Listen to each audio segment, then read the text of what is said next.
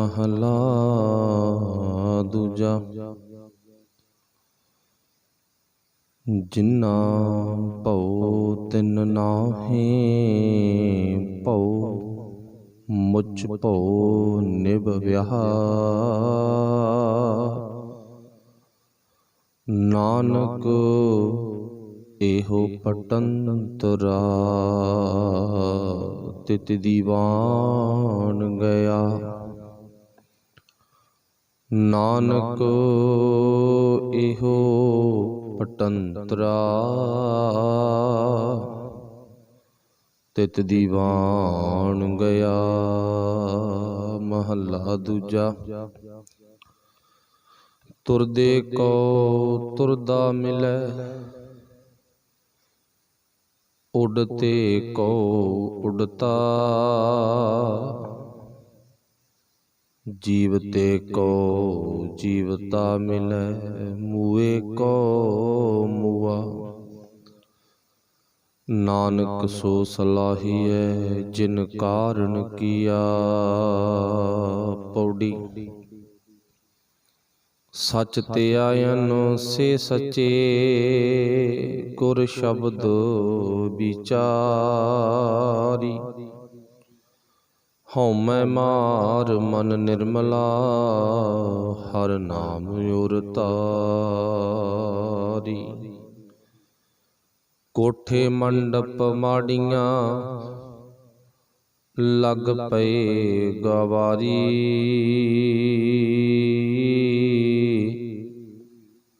जिन किए तिसहे न जानई मन मुख गुबारी। जिस बुझाए हैं सो बुझसी सचिया। क्या जंत विचारी। जिस बुझाए सो बुझसी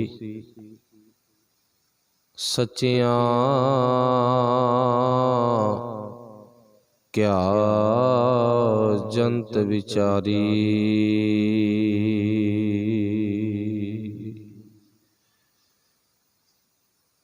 शब्द गुरु साहिब श्री गुरु ग्रंथ साहिब महाराज पातशाह जी दी पावन पवित्र हजूरी दे अंदर सुभाईमान गुरु प्यारिओ आप धनता दे जोग हों। बड़े भाग ने साहिबा दी मुबारक गुरबाणी समझण विचारण दे लई आपां गुरु चरणां दा आसरा धरदे हां। आओ गुरबाणी दे लाहे प्राप्त करिए गुरफतेह दी सांझ पाइए। सब ने हाज़री लवाउणी प्यार विच भिज के बोलना जी आखिओ वाहिगुरू जी का खालसा वाहिगुरू जी की फतेह। अज दा पावन शब्द धन गुरु अंगद साहिब महाराज उन्हां दी पावन बाणी सूही राग दे विचों आपां उचारण कीता है। गुरुदेव पातशाह जी ने विचार दे विच जो सानू समझाया बख्शिश कीती है बड़ी ही मेरे मालिक दी साडे ते साडे तपदे हुए हिरदियां ते बख्शिश हुई है। जिस जिस भी जीव ने गुरु पातशाह दी विचार रूपी बख्शिश नूं अपनी हिरदे दी तजौरी विच संभाल लिया, उन्हां दे अंदर दी तपश भुख खत्म हो जाएगी।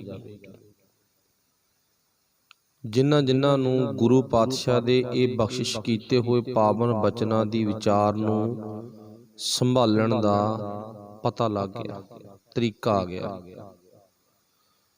जिक्र कीता पातशाह ने श्लोक महला दूजा। जिन्ना भौ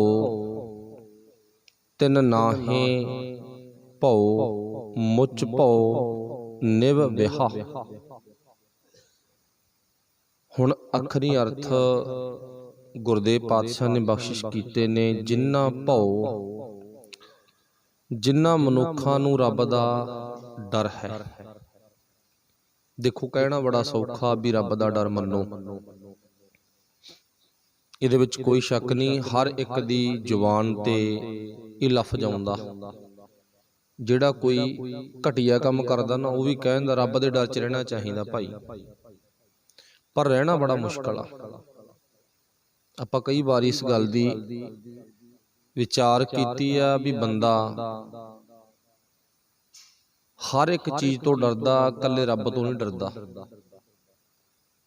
ਤੇ ਗੁਰੂ ਸਾਹਿਬ ਕਹਿੰਦੇ ਆ ਹਰ ਇੱਕ ਚੀਜ਼ ਤੋਂ ਨਹੀਂ ਡਰਨਾ, ਇਕੱਲੇ ਰੱਬ ਤੋਂ ਡਰਨਾ। ਫਰਕ ਕਿੰਨਾ ਪੈ ਗਿਆ। ਹੁਣ ਇੱਥੇ ਪਾਤਸ਼ਾਹ ਜੀ ਕਹਿੰਦੇ ਨੇ ਜਿਨ੍ਹਾਂ ਮਨੁੱਖਾਂ ਨੂੰ ਰੱਬ ਦਾ ਡਰ, ਉਹਨਾਂ ਨੂੰ ਦੁਨੀਆ ਵਾਲਾ ਕੋਈ ਡਰ ਪੋ ਨਹੀਂ ਸਕਦਾ। ਫਿਰ ਦੇਖੋ ਅੱਖਰੀ ਅਰਥ, ਜਿਨ੍ਹਾਂ ਨੂੰ ਵਾਹਿਗੁਰੂ ਪਰਮੇਸ਼ਰ ਪਰਮਾਤਮਾ ਦਾ ਡਰ ਅੰਦਰੋਂ ਪੈਦਾ ਹੋ ਗਿਆ ਨਾ, ਵੀ ਰੱਬ ਪਰਮਾਤਮਾ ਮੈਨੂੰ ਹਰ ਥਾਂ ਵੇਖ ਰਿਹਾ, ਉਹ ਦੁਨੀਆ ਤੋਂ ਨਹੀਂ ਡਰਦਾ ਗਾ। ਕਿਉਂਕਿ ਉਹ ਮਾੜੇ ਕੰਮ ਹੀ ਨਹੀਂ ਕਰਦਾ। ਮਾੜੇ ਕੰਮ ਕਰਨ ਵਾਲਾ ਡਰੂਗਾ। ਜਿਹਦੇ ਅੰਦਰ ਖੋਟ ਆ ਨਾ, ਖੋਟ ਨੂੰ ਲੁਕਾਉਣ ਦੇ ਲਈ ਹੀ ਮਨੁੱਖ ਇਹ ਉਪਰਾਲੇ ਕਰਦਾ, ਡਰਨ ਵਾਲੇ। ਜਿਹਦੇ ਅੰਦਰ ਖੋਟ ਹੀ ਨਹੀਂ, ਜੋ ਅੰਦਰੋਂ ਆ ਉਹ ਬਾਹਰੋਂ ਆ, ਜੋ ਬਾਹਰੋਂ ਆ ਉਹ ਅੰਦਰੋਂ ਆ, ਉਹ ਕਦੇ ਦੁਨੀਆ ਦੀਆਂ ਕਿਸੇ ਵੀ ਗੱਲਾਂ ਬਾਤਾਂ ਵਿੱਚ ਨਹੀਂ ਉਲਝਦਾ ਤੇ ਨਾ ਹੀ ਉਹ ਕਿਸੇ ਤੋਂ ਡਰੇ। ਬਸ ਇੱਥੇ ਗੱਲ ਨਿਬੜਦੀ ਹੈ। ਪਾਤਸ਼ਾਹ ਜੀ ਫਿਰ ਜ਼ਿਕਰ ਕਰਦੇ ਨੇ ਜਿਨ੍ਹਾਂ ਭਉ ਤਿੰਨ ਭਉ ਨਾਹੀਂ, ਭਉ ਮੁੱਚ ਭਉ ਨਿਭ ਵਿਹਾ। ਫਿਰ ਪਾਤਸ਼ਾਹ ਜ਼ਿਕਰ ਕਰਦੇ ਨੇ, ਕਹਿੰਦੇ ਰੱਬ ਨਾਲੋਂ ਨਿਡਰਾਂ ਨੂੰ ਦੁਨੀਆ ਦਾ ਬਹੁਤ ਡਰ ਵਿਆਪਦਾ। ਰੱਬ ਨਾਲੋਂ ਆਮ ਲੋਕਾਂ ਨੂੰ, ਜਿਨ੍ਹਾਂ ਨੂੰ ਸਮਝ ਨਹੀਂ ਆਈ, ਨਿਡਰਾਂ ਨੂੰ ਦੁਨੀਆ ਦਾ ਡਰ ਵੱਧ ਲੱਗਦਾ, ਰੱਬ ਦਾ ਡਰ ਨਹੀਂ ਲੱਗਦਾ। ਹਰ ਕੋਈ ਜੀਵ ਰੱਬ ਦੇ ਡਰ ਵਿੱਚ ਰਹਿਣ ਲੱਗ ਜਾਵੇ, ਰੱਬ ਦੇ ਭੈ ਵਿੱਚ ਰਹਿਣ ਲੱਗ ਜਾਵੇ, ਜ਼ਿੰਦਗੀ ਬਦਲ ਜਾਵੇਗੀ। ਬਸ ਫਰਕ ਕਿੱਥੇ ਆ? ਬੰਦਾ ਦੁਨੀਆ ਤੋਂ ਡਰਦਾ, ਰੱਬ ਤੋਂ ਨਹੀਂ ਡਰਦਾ। ਫਰਕ ਇੱਥੇ ਆ। ਹੁਣ ਗੁਰੂ ਪਾਤਸ਼ਾਹ ਕਿਰਪਾ ਕਰਨ ਵੀ ਸਾਨੂੰ ਰੱਬ ਦੇ ਡਰ 'ਚ ਉਹ ਪਰਮਾਤਮਾ ਦੇ ਨਿਰਮਲ ਭਉ ਵਿੱਚ ਹੀ ਗੁਰੂ ਰੱਖ ਲਵੇ। ਨਿਰਮਲ ਭਉ ਪਾਇਆ ਹਰ ਗੁਣ ਗਾਇਆ। ਮੈਂ ਉਹ ਰੱਬ ਜੀ ਦੇ ਨਿਰਮਲ ਭਉ ਵਿੱਚ ਰਹਾਂ। ਨਿਰਮਲ ਭਉ ਰੱਬ ਦਾ ਸ਼ੁੱਧ ਡਰ, ਹੋਰ ਕਿਸੇ ਦਾ ਡਰ ਨਹੀਂਗਾ। ਫਿਰ ਪਾਤਸ਼ਾਹ ਜੀ ਕਹਿੰਦੇ ਨੇ ਨਾਨਕ ਇਹ ਪਟੰਤਰਾ, ਨਾਨਕ ਇਹ ਪਟੰਤਰਾ। ਪਟੰਤਰੇ ਤੋਂ ਭਾਵ ਨਵੇੜਾ, ਨਿਰਣਾ। ਨਿਰਣਾ ਕੀ ਹੈ ਇਸ ਗੱਲ ਦਾ? ਗੁਰੂ ਸਾਹਿਬ ਜੀ ਕਹਿੰਦੇ ਇਹ ਨਿਰਣਾ ਤਦੋਂ ਤੱਕ ਹੁੰਦਾ ਜਦੋਂ ਮਨੁੱਖ ਰੱਬੀ ਹਜ਼ੂਰੀ ਵਿੱਚ ਹੋਵੇ, ਭਾਵ ਜਦੋਂ ਪ੍ਰਭੂ ਚਰਨਾਂ ਵਿੱਚ ਜੁੜੇ। ਨਾਨਕ ਇਹ ਪਟੰਤਰਾ ਤਿਤ ਦੀਵਾਨ ਗਿਆ।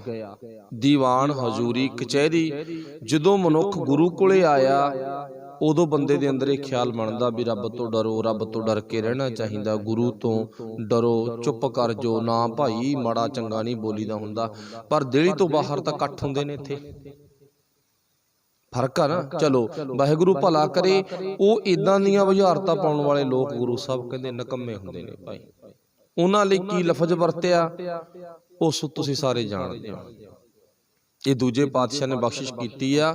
ਉਹ ਨਕੰਮੇ ਲੋਕ ਹੀ ਰੱਬ ਦੇ ਭਉ ਤੋਂ ਨਹੀਂ ਡਰਦੇ, ਰੱਬ ਦੇ ਡਰ ਤੋਂ ਨਹੀਂ ਡਰਦੇ। ਦੁਨੀਆ ਦਾ ਡਰ ਉਹਨਾਂ ਨੂੰ ਲੱਗਦਾ। ਮੈਨੂੰ ਕੋਈ ਪ੍ਰਧਾਨ ਨਾ ਇਹ ਕਹਦੇ, ਮੈਨੂੰ ਕੋਈ ਨੰਬਰਦਾਰ ਨਾ ਇਹ ਕਹਦੇ, ਮੈਨੂੰ ਕੋਈ ਸਰਪੰਚ ਨਾ ਇਹ ਕਹਦੇ, ਕੀ ਗੋਲੀ ਮਾਰਨਗੇ? ਕਿਸੇ ਦੀ ਮਾਰੀ ਹੈ? ਕਿਸੇ ਨੇ ਹਿੰਮਤ ਹੈ ਕਿਸੇ ਦੀ? ਸੋਚ ਕੇ ਦੇਖੋ। ਕੀ ਸਟਾਰ ਲਾ ਦੂ? ਕੋਈ ਕੁਛ ਨਹੀਂ ਕਰ ਸਕਦਾ ਗਾ। ਬਸ ਵਾਹਿਗੁਰੂ ਪਰਮਾਤਮਾ ਤੋਂ ਡਰੋ, ਦੁਨੀਆ ਦਾ ਡਰ ਨਹੀਂ ਹੋਣਾ ਚਾਹੀਦਾ ਗਾ। ਤੇ ਦੁਨੀਆ ਦਾ ਡਰ ਸਾਨੂੰ ਬਾਹਲਾ ਲੱਗਦਾ ਗਾ ਤੇ ਗੁਰੂ ਦਾ ਡਰ ਸਾਨੂੰ ਨਹੀਂ ਲੱਗਦਾ ਗਾ। ਫਿਰ ਅਗਲੇ ਸ਼ਲੋਕ ਵਿੱਚ ਗੁਰੂ ਸਾਹਿਬ ਜੀ ਜ਼ਿਕਰ ਕਰਦੇ ਨੇ, ਧੰਨ ਗੁਰੂ ਅੰਗਦ ਸਾਹਿਬ ਮਹਾਰਾਜ ਜੀ ਕਹਿੰਦੇ ਇਹ ਦੁਨੀਆ ਦਾ ਸੁਭਾਅ ਭਾਈ, ਇਹ ਦੁਨੀਆ ਦੀ ਫਿਤਰਤ ਆ, ਦੁਨੀਆ ਦਾ ਇੱਕ ਸੁਭਾਗ ਆ। ਕਿਹੜਾ ਸੁਭਾਗ ਆ? ਮਹੱਲਾ ਦੂਜਾ, ਤੁਰਦੇ ਕੋ ਤੁਰਦਾ ਮਿਲੈ। ਕਹਿੰਦੇ ਜਿਹੋ ਜਿਹਾ ਬੰਦੇ ਦਾ ਸੁਭਾਅ ਨਾ, ਸੁਭਾਅ ਦੇ ਮੁਤਾਬਕ ਹੀ ਬੰਦਾ ਬੰਦੇ ਨੂੰ ਮਿਲਦਾ। ਆਪਣੀ ਆਮ ਹੀ ਕਹਾਵਤ ਆ, ਨਸ਼ੇ ਕਰਨ ਵਾਲੇ ਨੂੰ ਨਸ਼ਾ ਕਰਨ ਵਾਲਾ ਦੂਰੋਂ ਮਿਲਦਾ ਗਾ, ਬਿੰਗ ਵਾਲ ਪਾ ਕੇ ਮਿਲਦਾ ਗਾ, ਕੋਹਾਂ ਮੀਲ ਹੋਵੇ ਤਾਂ ਵੀ ਮਿਲ ਪੈਂਦਾ ਗਾ। ਤੇ ਸਤ ਸੰਗੀਆਂ ਨੂੰ ਸਤ ਸੰਗੀ ਮਿਲੂਗਾ। ਜਿਨ੍ਹਾਂ ਅੰਦਰ ਗੁਰੂ ਦੀ ਪਾਵਨ ਬਾਣੀ ਦੀ ਵਿਚਾਰ ਕਰਨ ਦੀ ਭਾਵਨਾ ਹੈ, ਤੇ ਚੇਤਾ ਰੱਖਿਓ ਉਹਨਾਂ ਨੂੰ ਵਿਚਾਰ ਕਰਨ ਵਾਲਾ ਹੀ ਮਿਲੂਗਾ, ਤੇ ਸੰਗ ਵੀ ਉਹਨਾਂ ਨਾਲ ਹੀ ਹੋਊਗਾ। ਵੀ ਆ ਭਾਈ 2 ਮਿੰਟ ਬੈਠ ਕੇ ਆਪਾਂ ਗੁਰੂ ਦੀਆਂ ਗੱਲਾਂ ਕਰ ਲਈਏ। ਇੱਥੇ ਇਸ਼ਾਰਾ ਕੀਤਾ, ਉਹ ਇਸ਼ਾਰੇ ਦੇ ਵਿੱਚੋਂ ਆਪਾਂ ਕੁਝ ਸਮਝਣਾਗਾ। ਪਾਤਸ਼ਾਹ ਜ਼ਿਕਰ ਕੀ ਕਰਦੇ ਨੇ, ਕਹਿੰਦੇ ਤੁਰਦੇ ਕੋ ਤੁਰਦਾ ਮਿਲੇ। ਤੁਰਨ ਵਾਲਿਆਂ ਨੂੰ ਰਾਹੀ ਨੂੰ, ਰਾਹਗੀਰ ਨੂੰ ਰਾਹੀ ਮਿਲ ਗਿਆ। ਚਲੋ ਕੋਈ ਨਾ ਭਾਈ ਸੀਗੇ ਨਾਲ ਤੁਰੇ ਜਾਵਾਂਗੇ। ਚਲੋ ਇੱਥੇ ਗੱਲ ਰਸਤੇ 'ਚ ਤੁਰਨ ਵਾਲਿਆਂ ਦੀ ਨਹੀਂ ਹੈ, ਗੱਲ ਕੀ ਹੈ, ਗੱਲ ਇਹ ਸਮਝਾਈ ਹੈ ਵੀ ਜਿਹੋ ਜਿਹਾ ਬੰਦੇ ਦਾ ਸੁਭਾਅ ਬੰਦੇ ਨੂੰ ਉਹੋ ਜਿਹਾ ਬੰਦਾ ਹੀ ਮਿਲਦਾ ਗਾ। ਉੱਡਦੇ ਕੋ ਉਡਤਾ ਮਿਲੇ। ਹੁਣ ਪੰਛੀਆਂ ਦੀ ਡਾਰ ਆ, ਉੱਡਣ ਵਾਲੇ ਪੰਛੀ ਨੇ, ਉੱਡਣ ਵਾਲੇ ਪੰਛੀਆਂ ਨੂੰ ਉੱਡਣ ਵਾਲੇ ਪੰਛੀ ਹੀ ਮਿਲਦੇ ਆ। ਇਹ ਤਾਂ ਹੈ ਨਹੀਂ ਵੀ ਕਿਸੇ ਪੰਛੀ ਨਾਲ ਇਸ਼ਾਰਾ ਕੀ ਕੀਤਾ, ਕਿਸੇ ਮੱਝ ਦੀ, ਕਿਸੇ ਗਾਂ ਦੀ, ਕਿਸੇ ਬੱਕਰੀ ਭੇਡ ਦੀ ਲਿਹਾਜ਼ ਹੋਊਗੀ ਵੀ ਚੱਲ ਕੋਈ ਨਾ ਚਿੜੀਏ, ਤੂੰ ਉੱਡਦੀ ਆ ਨਾ ਆਕਾਸ਼ ਦੇ ਵਿੱਚ ਤੇ ਮੈਂ ਵੀ ਉਡਾਰੀ ਮਾਰ ਲੈਂਦੀ ਆ। ਨਾ, ਉੱਡਣ ਵਾਲੇ ਜੀਵ ਦਾ ਸੰਗ ਉੱਡਣ ਵਾਲੇ ਹੀ ਕਰਨਗੇ, ਤੁਰਨ ਵਾਲੇ ਜੀਵ ਦਾ ਸੰਗ ਤੁਰਨ ਵਾਲੇ ਹੀ ਕਰਨਗੇ। ਕਦੇ ਚਿੜੀ ਨਹੀਂ ਆ ਕੇ ਕਹਿੰਦੀ ਮੱਝ ਗਾਂ ਨੂੰ ਵੀ ਲੈ ਚੱਲ ਤੂੰ ਤੁਰਦੀ ਆ ਤੇ ਮੈਂ ਵੀ ਤੇਰੇ ਨਾਲ ਤੁਰੀ ਚੱਲਦੀ ਆ। ਨਾ, ਚਿੜੀ ਦਾ ਕੰਮ, ਪੰਛੀਆਂ ਦਾ ਕੰਮ ਉੱਡਣਾ, ਉੱਡਣ ਵਾਲਿਆਂ ਨੂੰ ਉੱਡਣ ਵਾਲੇ ਮਿਲੇ ਤੇ ਤੁਰਨ ਵਾਲਿਆਂ ਨੂੰ ਤੁਰਨ ਵਾਲੇ ਮਿਲੇ। ਇਹਦੇ ਚ ਕੀ ਸਾਨੂੰ ਕੀ ਫਾਇਦਾ ਹੋਇਆ, ਸਾਨੂੰ ਕੀ ਮਿਲਿਆ? ਆਪਾਂ ਗੁਰੂ ਤੋਂ ਪੁੱਛਣਾ ਨਾ, ਹੁਣ ਸਾਨੂੰ ਕੀ ਮਤਲਬ ਆ, ਬਸ ਉਹ ਸਮਝਾ ਦਿੱਤਾ। ਜਿਨ੍ਹਾਂ ਦੇ ਦਿਮਾਗ ਵਿੱਚ ਉਸ ਅਕਾਲ ਪੁਰਖ ਵਾਹਿਗੁਰੂ ਜੀ ਦੀ ਨਾਮ ਬਾਣੀ ਵਿੱਚ ਭਿੱਜ ਕੇ ਉਡਾਰੀਆਂ ਮਰਨ ਦਾ, ਆਪਣੇ ਦਿਮਾਗ ਰੂਪੀ ਆਕਾਸ਼ ਦੇ ਵਿੱਚ ਨਾ ਉਡਾਰੀਆਂ ਮਰਨ ਦਾ ਚਾਅ ਬਣ ਗਿਆ, ਤੇ ਫਿਰ ਕੀ ਆ, ਉਹ ਕਦੇ ਵੀ ਤੁਰਨ ਵਾਲਿਆਂ ਦਾ ਸੰਗ ਨਹੀਂ ਕਰਦੇ। ਤੇ ਜਿਨ੍ਹਾਂ ਦਾ ਤੁਰਨ ਵਾਲਾ ਜੀਵਨ ਹੈ, ਉਹ ਕਦੇ ਉਡਾਰੀਆਂ ਮਾਰਨ ਵਾਲਿਆਂ ਦਾ ਸੰਗ ਨਹੀਂ ਕਰਦੇਗੇ।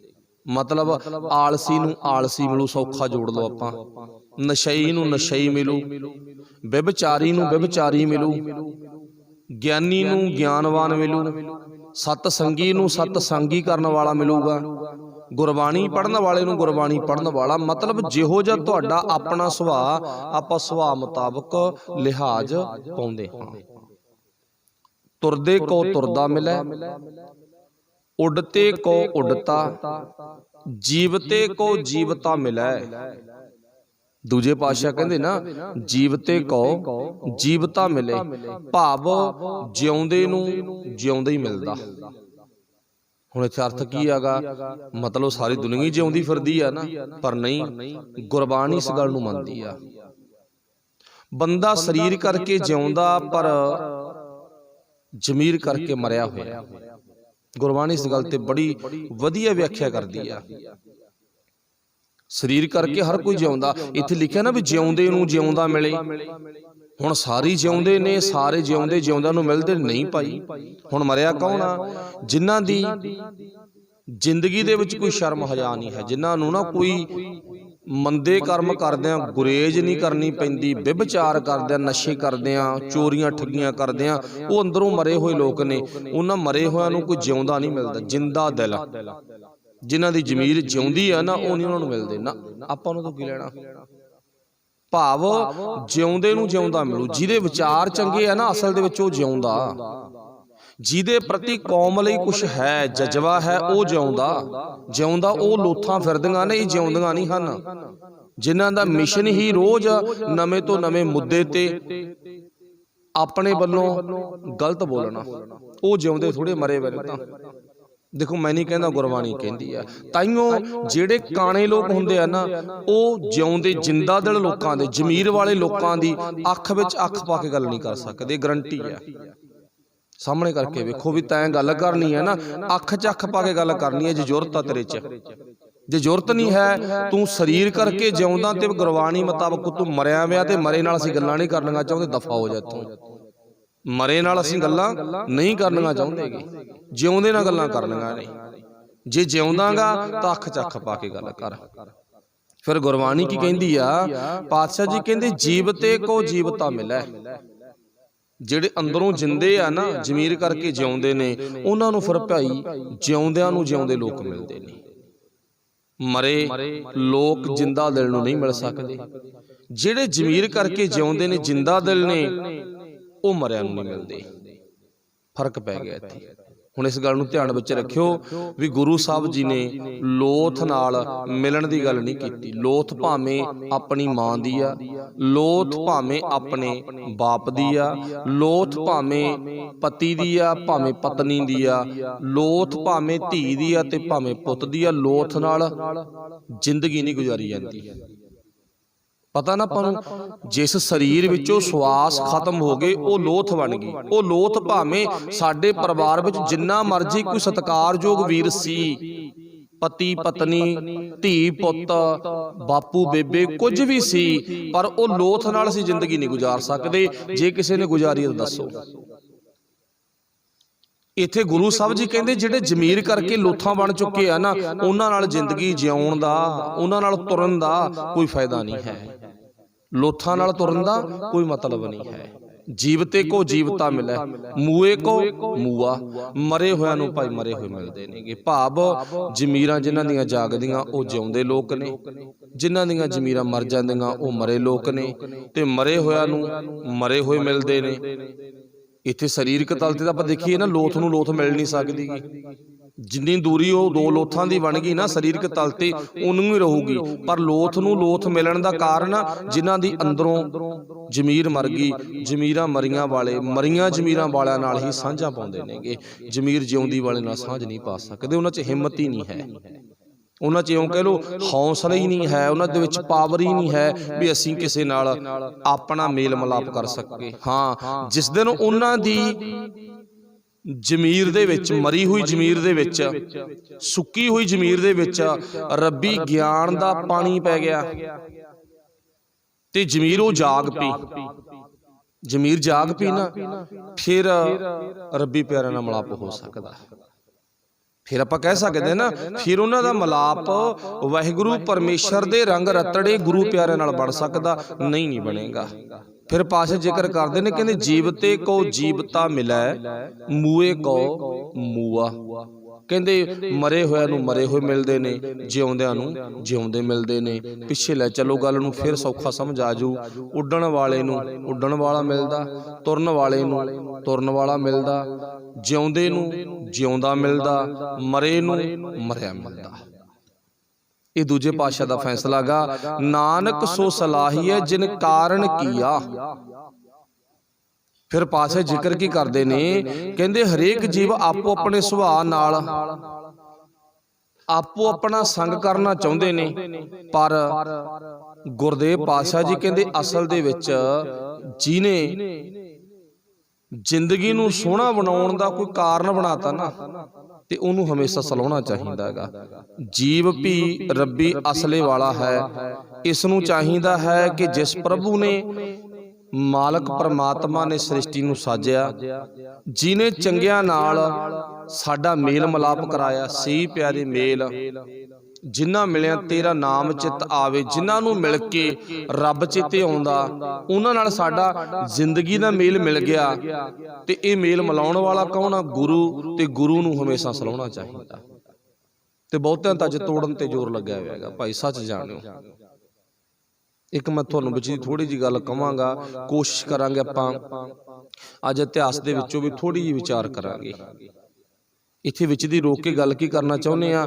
ਗੱਲ ਇਹ ਕਰਨਾ ਚਾਹੁੰਦੇ ਹਾਂ ਕਿ ਸਤਿਗੁਰੂ ਪਾਤਸ਼ਾਹ ਜੀ ਕਹਿੰਦੇ ਆ ਨਾ ਵੀ ਉਹ ਗੁਰੂ ਨੂੰ, ਪਰਮਾਤਮਾ ਨੂੰ, ਪਰਮੇਸ਼ਰ ਨੂੰ ਸਲਾਹੁਣਾ ਚਾਹੀਦਾ, ਜਿਹਨੇ ਸਾਨੂੰ ਇਉਂ ਮੰਨ ਲਓ ਗੁਰੂ ਮਿੱਤਰ ਨੂੰ ਮਿਲਾ ਦਿੱਤਾ। ਉਹ ਮਿੱਤਰ ਮਿਲ ਗਏ ਜਿਨ੍ਹਾਂ ਨੂੰ ਮਿਲ ਕੇ ਰੱਬ ਚੇਤੇ ਆਉਂਦਾ, ਜਿਨ੍ਹਾਂ ਨੂੰ ਮਿਲ ਕੇ ਨਾ ਰੱਬ ਚੇਤੇ ਆਉਂਦਾ, ਜਿਨ੍ਹਾਂ ਨੂੰ ਮਿਲ ਕੇ ਮਨ ਉਦਾਸ ਨਹੀਂ ਹੁੰਦਾ। ਤੇ ਹਮੇਸ਼ਾ ਉਹਨਾਂ ਤੋਂ ਦੂਰੀ ਬਣਾਓ। ਜਿਹੜੀ ਆਪਾਂ ਗੱਲ ਕਹਿਣੀ ਸੀ, ਉਹਨਾਂ ਤੋਂ ਹਮੇਸ਼ਾ ਦੂਰੀ ਬਣਾਓ। ਕਿਹਨਾਂ ਤੋਂ? ਜਿਨ੍ਹਾਂ ਨੂੰ ਮਿਲ ਕੇ ਪਰਮਾਤਮਾ ਵਿਸਰ ਜਾਵੇ। ਉਹ ਚਾਹੇ ਵਿਸ਼ੇ ਵਿਕਾਰ ਨੇ ਤੇ ਚਾਹੇ ਉਹ ਬਾਹਰੀ ਤੌਰ ਤੇ ਸਾਡੇ ਮਿੱਤਰ ਪਿਆਰੇ ਨੇ। ਬਾਹਰੀ ਤੌਰ ਤੇ ਮਿੱਤਰ ਤਾਂ ਆਪਾਂ ਕਹਿੰਦੇ ਵੀ ਚਲੋ ਸਾਡੀ ਪਿੰਡ ਦਾ ਕੰਮ ਆ ਜੀ, ਸਾਡੀ ਲਾਣੇ ਦਾ ਕੰਮ ਆ ਜੀ, ਸਾਡੇ ਪਰਿਵਾਰ ਦਾ ਕੰਮ ਆ ਜੀ। ਦੇਖੋ ਜਿੱਥੇ ਗੁਰੂ ਸਾਹਿਬ ਨੂੰ ਦੂਰੀ ਬਣਾਉਣ ਦੀ ਗੱਲ ਆਈ ਨਾ, ਆਪਣੇ ਪੁੱਤ ਵੀ ਛੱਡਤੇ ਸੀ ਬਾਬੇ ਨਾਨਕ ਨੇ। ਸਾਨੂੰ ਸਾਡੀ ਪੱਤੀ ਵਾਲਾ, ਸਾਡੀ ਕੋਈ ਪਿੰਡ ਵਾਲਾ, ਸਾਨੂੰ ਕੋਈ ਸਾਡੇ ਗੁਆਂਢੀ ਕੋਈ ਨੇੜਿਓਂ ਨਹੀਂ ਹਨ। ਜੇ ਛੱਡਣ ਦੀ ਲੋੜ ਪੈਗੀ ਬਾਬਾ ਨਾਨਕ ਕਹਿੰਦਾ ਛੱਡਣੀ। ਮੈਂ ਤਾਂ ਨਾ ਜਿੱਥੇ ਪਤਾ ਲੱਗਿਆ ਵੀ ਇੱਥੇ ਇਹਦੇ ਨਾਲ ਮਿਲ ਕੇ ਜ਼ਿੰਦਗੀ ਦੇ ਵਿੱਚ ਰੱਬ ਵਿਸਰ ਜਾਵੇਗਾ, ਉੱਥੇ ਕਹਿੰਦਾ ਆਪਣਾ ਪੁੱਤ ਵੀ ਛੱਡਤਾ। ਮੈਂ ਤਾਂ ਸੱਤਵੇਂ ਪਾਤਸ਼ਾਹ ਨੇ ਵੀ ਛੱਡਿਆ ਨਾ ਵੀ ਜਿੱਥੇ ਜਿਹਨੂੰ ਮਿਲ ਕੇ ਮੈਨੂੰ ਰੱਬ ਵਿਸਰਦਾ ਗਾ, ਪਰਮਾਤਮਾ ਨਾਲੋਂ ਦੂਰੀ ਬਣਦੀ ਆ, ਉੱਥੇ ਉਹਨੂੰ ਵੀ ਕਹਿਤਾ ਵੀ ਜਿੱਧਰ ਹੈ ਉਧਰ ਹੀ ਵਗ ਜਾ, ਮੇਰੇ ਮੱਥੇ ਨਾ ਲੱਗੀ। ਤੇ ਬਾਣੀ ਦੇ ਵਿੱਚ ਕੀ ਲਿਖਿਆ ਹੈਗਾ ਗੁਰੂ ਨਾਨਕ ਸਾਹਿਬ ਨੇ ਆਪਣੇ ਪੁੱਤਰਾਂ ਬਾਰੇ? ਪੁੱਤਰੀ ਕੌਲ ਨਾ ਪਾਲਿਓ, ਕਰ ਪੀਰ ਹੋ ਕੰਨ ਮੁਰੱਟੀ ਹੈ। ਗੁਰੂ ਬਾਬਾ ਜੀ ਨੇ ਲਿਖਿਆ ਹੈਗਾ ਵੀ ਭਾਈ ਜਿਨ੍ਹਾਂ ਨੇ ਗੁਰੂ ਦਾ ਹੁਕਮ ਨਹੀਂ ਨਾ ਮੰਨਿਆ, ਉਹ ਭਾਵੇਂ ਗੁਰੂ ਦੇ ਪੁੱਤ ਹੀ ਹੋਣ, ਪਰ ਉਹਨਾਂ ਦੇ ਨਾਲੋਂ ਅਸੀਂ ਆਪਣੀ ਦੂਰੀ ਜ਼ਰੂਰ ਬਣਾਵਾਂਗੇ। ਤੇ ਇਹ ਗੱਲ ਆਪਾਂ ਨੂੰ ਸਾਰਿਆਂ ਨੂੰ ਆਪਣੇ ਹਿਰਦੇ ਵਿੱਚ ਨੋਟ ਕਰ ਲੈਣੀ ਚਾਹੀਦੀ ਆ ਵੀ ਸਾਨੂੰ ਕੋਈ ਉਹ ਨੇੜੇ ਨਹੀਂ ਹਨ ਜਿਨ੍ਹਾਂ ਨਾਲ ਮਿਲ ਕੇ ਅਸੀਂ ਰੱਬ ਨਾਲ ਟੁੱਟ ਜਾਈਏ। ਉਹ ਕੌਣ ਨੇ? ਉਹ ਸ਼ਰਾਬੀ ਨਹੀਂ ਹਨ। ਸ਼ਰਾਬੀਆਂ ਦਾ ਜੀਵਨ ਬੜਾ ਮਾਫ ਕਰਨਾ, ਮੈਂ ਜੋ ਗੱਲ ਕਹਿਣ ਲੱਗਿਆ ਉਹਨਾਂ ਨਾਲੋਂ ਚੰਗਾ ਕਿਹਨਾਂ ਨਾਲੋਂ? ਜਿਨ੍ਹਾਂ ਦੇ ਪੰਜ ਕਕਾਰੀ ਬਾਣਾ ਵੀ ਪਾਇਆ ਤੇ ਗੱਲਾਂ ਵੀ ਗੁਰੂ ਦੀਆਂ ਨਹੀਂ ਕਰਦੇ, ਗੱਲਾਂ ਵੀ ਉਹ ਸ੍ਰੀ ਚੰਦ ਦੀਆਂ ਕਰਦੇ ਨੇ। ਗੱਲਾਂ ਗੁਰੂ ਦੀਆਂ ਨਹੀਂ ਕਰਦੇ, ਗੱਲਾਂ ਉਹ ਬੇਈਮਾਨੀਆਂ ਵਾਲੀਆਂ ਕਰਦੇ ਨੇਗੇ। ਹਾਲਾਂਕਿ ਸ਼ਰਾਬੀ ਇਹ ਕੰਮ ਨਹੀਂ ਕਰੂਗਾ। ਸ਼ਰਾਬੀ ਚ ਗੁਣਾ ਨਾ ਇੱਕ ਕਿਹੜਾ, ਬਾਕੀ ਔਗਣ ਨੇ। ਚਲੋ ਆਪਾਂ ਸ਼ਰਾਬ ਨਹੀਂ ਕਹਿੰਦੇ, ਪੀਣੀ ਚਾਹੀਦੀ ਆ, ਉਹਦੇ ਚ ਇੱਕ ਗੁਣਾ ਸ਼ਰਾਬੀ ਹਮੇਸ਼ਾ ਸੱਚ ਬੋਲਦਾ, ਪਰ ਇੱਥੇ ਕਿਰਪਾਨਾਂ ਪਾ ਕੇ ਲੋਕ ਝੂਠ ਬੋਲਦੇ ਆ। ਹੁਣ ਮਿਲ ਕੇ ਦੇਖੋ ਆਪਸ ਵਿੱਚ ਗੱਲਬਾਤ। ਪਰ ਬਾਬਾ ਨਾਨਕ ਕਹਿੰਦਾ ਇੱਥੇ ਤਾਂ ਮੇਰਾ ਪੁੱਤ ਹੋਣ ਦਾ ਦਾਅਵਾ ਕਰਦਾ ਸੀ, ਸਿਰ ਤੇ ਪੰਡ ਚੱਕੀ ਫਿਰਦਾ ਸੀ, ਹੰਕਾਰ ਦਾ ਮੈਂ ਤਾਂ ਛੱਡਤਾ ਭਾਈ, ਲੋੜ ਨਹੀਂ ਹੈ ਮੈਨੂੰ। ਇੱਥੇ ਗੁਰੂ ਨਾਨਕ ਸਾਹਿਬ ਨੇ ਕਿਹਾ ਫਿਰ ਉਹਨੂੰ ਸਲਾਹ ਪਾਈ ਕਿ ਇਹਨੂੰ ਜਿਹਦੇ ਨਾਲ ਮਿਲ ਕੇ ਸਾਨੂੰ ਗੁਰੂ ਨਾਲ ਜੁੜਨ ਦਾ ਸਮਾਂ ਮਿਲ ਗਿਆ, ਜਿਹਦੇ ਨਾਲ ਮਿਲ ਕੇ ਅਸੀਂ ਪਰਮਾਤਮਾ ਨੂੰ ਯਾਦ ਕਰਨ ਲੱਗੇ। ਨਾਨਕ ਸੋ ਸਲਾਹੀਐ ਜਿਨ ਕਾਰਨ ਕੀਆ। ਜਿਸ ਵਾਹਿਗੁਰੂ ਜੀ ਨੇ ਸਾਨੂੰ ਕੋਈ ਨਾ ਕੋਈ ਕਾਰਨ ਬਣਾ ਕੇ ਆਪਸ ਵਿੱਚ ਉਹ ਪਰਮਾਤਮਾ ਨਾਲ ਮੇਲ ਮਿਲਾਪ ਕਰਵਾ ਦਿੱਤਾ ਨਾ, ਤੇ ਉਹਨੂੰ ਸਲਾਹੁਣਾ ਚਾਹੀਦਾ ਹੈਗਾ, ਉਹਨੂੰ ਨਿੰਦਣਾ ਨਹੀਂ ਚਾਹੀਦਾ, ਉਹਦੀ ਉਪਮਾ ਕਰਨੀ ਚਾਹੀਦੀ ਹੈ, ਵਡਿਆਈ ਕਰਨੀ ਚਾਹੀਦੀ ਆ। ਫਿਰ ਇਹੀ ਪੰਕਤੀਆਂ ਦੁਆਰਾ ਪੜ੍ਹੀਏ ਆਪਾਂ। ਤੁਰਦੇ ਕੋ ਤੁਰਦਾ ਮਿਲੈ, ਤੁਰਨ ਵਾਲਿਆਂ ਨੂੰ ਤੁਰਨ ਵਾਲੇ ਮਿਲੇ। ਉੱਡਤੇ ਕੋ ਉੱਡਤਾ, ਉੱਡਣ ਵਾਲਿਆਂ ਨੂੰ ਉੱਡਣ ਵਾਲੇ ਮਿਲੇ। ਜੀਵਤੇ ਕੋ ਜੀਵਤਾ ਮਿਲੇ, ਜਿਉਂਦੇ ਨੂੰ ਜਿਉਂਦਾ ਮਿਲਿਆ। ਮੂਏ ਕੋ ਮੂਆ, ਮਰੇ ਹੋਏ ਨੂੰ ਮਰਿਆ ਹੋਇਆ ਮਿਲਿਆ। ਮਰੇ ਹੋਏ ਨੂੰ ਮਰਿਆ ਹੋਇਆ ਕਿਵੇਂ ਮਿਲਿਆ ਉਹ ਆਪਾਂ ਸਮਝ ਵੀ ਲੈਤਾ ਦੁਬਾਰਾ। ਫਿਰ ਭਾਵ ਜਿਨ੍ਹਾਂ ਦੀਆਂ ਜ਼ਮੀਰਾਂ ਮਰੀਆਂ ਪਈਆਂ, ਮਰੇ ਨੂੰ ਮਰਿਆ ਮਿਲਦਾ। ਲੋਥ ਨਹੀਂ ਇੱਕ ਦੂਜੀ ਲੋਥ ਨੂੰ ਮਿਲਦੀ। ਜਿਨ੍ਹਾਂ ਦਾ ਅੰਦਰੋਂ ਮਰ ਗਿਆ ਨਾ, ਉਹ ਇੱਕ ਦੂਜੇ ਨੂੰ ਮਰੇ ਨੂੰ ਮਿਲਦੇ ਨੇ। ਨਾਨਕ ਸੋ ਸਲਾਹੀਐ ਜਿਨ ਕਾਰਨ ਕੀਆ। ਉਹ ਵਾਹਿਗੁਰੂ ਜੀ ਨੂੰ ਸਲਾਹ, ਉਹਦੀ ਉਪਮਾ ਕਰ, ਵਡਿਆਈ ਕਰ, ਜਿਹੜਾ ਵਾਹਿਗੁਰੂ ਤੈਨੂੰ ਸੋਹਣੇ ਸੋਹਣੇ ਸਤ ਸੰਗੀ ਜੀਵਾਂ ਦੇ ਨਾਲ ਮਿਲਾ ਦਿੰਦਾ ਹੈ। ਉਹਨਾਂ ਦੀ ਵਡਿਆਈ ਕਰ, ਰੱਬੀ ਪਿਆਰਿਆਂ ਦੀ ਵਡਿਆਈ ਵੀ ਕਰ ਤੇ ਗੁਰੂ ਦੀ ਵਡਿਆਈ ਵੀ ਕਰ, ਰੱਬ ਦੀ ਵਡਿਆਈ ਵੀ ਕਰ, ਕਦੇ ਭੁੱਲੀ ਨਾ। ਆਪਾਂ ਬਾਣੀ ਵਿੱਚ ਵੀ ਲਿਖਦੇ ਆ ਨਾ, ਰਸਨਾ ਜਪੈ ਨਾ ਨਾਮ। ਗੁਰੂ ਪਾਤਸ਼ਾਹ ਨੇ ਬਾਣੀ ਵਿੱਚ ਲਿਖਿਆ ਨਾ, ਰਸਨਾ ਜੀਵ ਸਾਡੀ ਜਪੈ ਨਾ ਨਾਮ। ਤੇ ਅੱਗੇ ਕੀ ਕਹੇਗਾ? ਤਿਲ ਤਿਲ ਕਰ ਕੱਟੀਐ। ਜਿਹੜੀ ਰਸਨਾ ਨਾ ਰੱਬ ਨੂੰ ਚੇਤੇ ਨਹੀਂ ਕਰਦੀ, ਮੰਦੇ ਬੋਲ ਬੋਲਦੀ ਹੈ, ਗਲਤ ਵਿਚਾਰ ਬੋਲਦੀ ਆ, ਅਜਿਹੀ ਜ਼ੁਬਾਨ ਨੂੰ ਤਾਂ ਤਿਲ ਤਿਲ ਕਰਕੇ, ਤਿਲ ਕਿੰਨਾ ਕੁ ਹੁੰਦਾ ਅੰਦਾਜ਼ਾ ਲਾਓ, ਤਿਲ ਤਿਲ ਕਰਕੇ ਵੱਢ ਦੇਣਾ ਚਾਹੀਦਾਗਾ। ਪਰ ਕਿਸੇ 'ਚ ਹਿੰਮਤ ਨਹੀਂ ਹੈ ਵੀ ਆਹ ਕੰਮ ਕਰ ਲੂਗਾ। ਕੋਈ ਰੱਬ ਦਾ ਪਿਆਰਾ ਹੋਵੇਗਾ, ਭਗਤ ਸੂਰਦਾਸ ਵਰਗਾ, ਜਿਨ੍ਹਾਂ ਦੀਆਂ ਅੱਖਾਂ ਨੇ ਮਾੜਾ ਤੱਕਿਆ ਤੇ ਆਪਣੀਆਂ ਅੱਖਾਂ ਵਿੱਚ ਹੀ ਤੱਕਲੇ ਮਾਰ ਲਏ ਸੀ, ਸਜ਼ਾ ਦਿੱਤੀ ਆ ਨਾ। ਇੱਥੇ ਸੰਸਾਰ ਦੇ ਵਿੱਚ ਰੀਤ ਗੁਰੂ ਸਾਹਿਬ ਜੀ ਇਹ ਨਹੀਂ ਕਹਿੰਦੇ ਵੀ ਤੈਂ ਅਪਣਾਉਣੀ ਆ, ਵੱਢ ਲੈਣੀ ਚਾਹੀਦੀ ਆ। ਬਸ ਵੱਢਣ ਤੋਂ ਭਾਵ ਇੱਕ ਇਸ਼ਾਰਾ ਹੀ ਆ, ਤੂੰ ਆਪਣੀ ਜ਼ੁਬਾਨ ਨੂੰ ਸਮਝਾ ਲਾ ਭਾਈ, ਆਪਣੀ ਗਿਆਨ ਇੰਦਰੀਆਂ ਨੂੰ, ਕਰਮ ਇੰਦਰੀਆਂ ਨੂੰ ਸਮਝਾ ਲੈ। ਇਹਨਾਂ ਤੇ ਤੂੰ ਗੁਰੂ ਦਾ ਪਹਿਰਾ ਲਾ।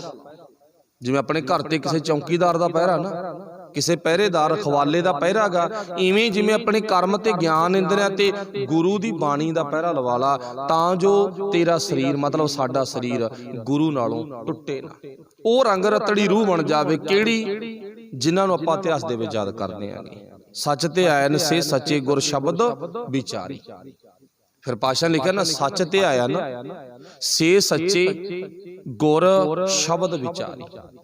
देखो चाहे गुरबाणी का एक एक अखर बड़ा प्यारा हुंदा, सच ते आया ना, सच नूं ध्याउणा, सच रत्ती, सच दे विच रंगे जाना।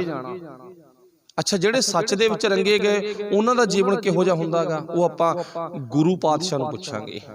देखो मैनू भी नहीं पता भी किहो जिहा जीवन हुंदा, आपां गुरु नूं पुछ लवांगे, दस देणगे इन्हां च ताकत आ गई। सच ते आया न सेर सच्चे गुर शब्द विचारी। गुरु पातशाह जी कहंदे जिहड़े शब्द दी विचार तो कुछ सिख गए, जिन्हां अंदर कुछ करन दा जज्बा बनिया, वो शरीर करके भावें खत्म हो गए पर इस संसार ते अजे भी अमर ने गे।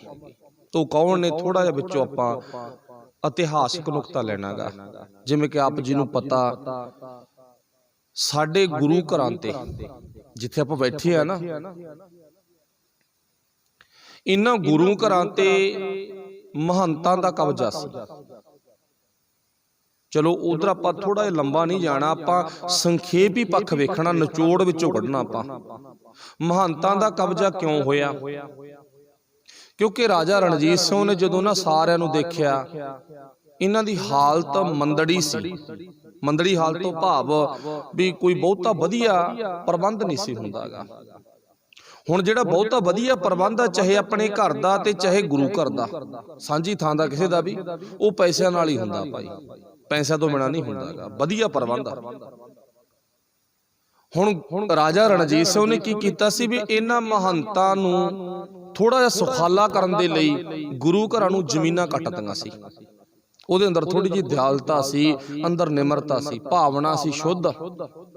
ਜਦੋਂ ਜ਼ਮੀਨਾਂ ਕੱਟਦੀਆਂ ਨਾ ਤੇ ਉਹ ਜ਼ਮੀਨਾਂ ਕਾਹਦੇ ਲਈ ਕੱਟੀਆਂ ਸੀ ਵੀ ਪ੍ਰਬੰਧ ਨੇ ਜਿਹੜੇ ਉਹ ਸੋਹਣੇ ਬਣ ਜਾਣ, ਜੋ ਗੁਰੂ ਘਰ 'ਚ ਕੰਮ ਹੋਣਾ ਚਾਹੀਦਾ ਉਹ ਹੋਣ ਲੱਗ ਜਾਵੇ, ਉਹ ਨਾ ਹੋਵੇ ਜਿਹੜਾ ਨਹੀਂ ਹੋਣਾ ਚਾਹੀਦਾ।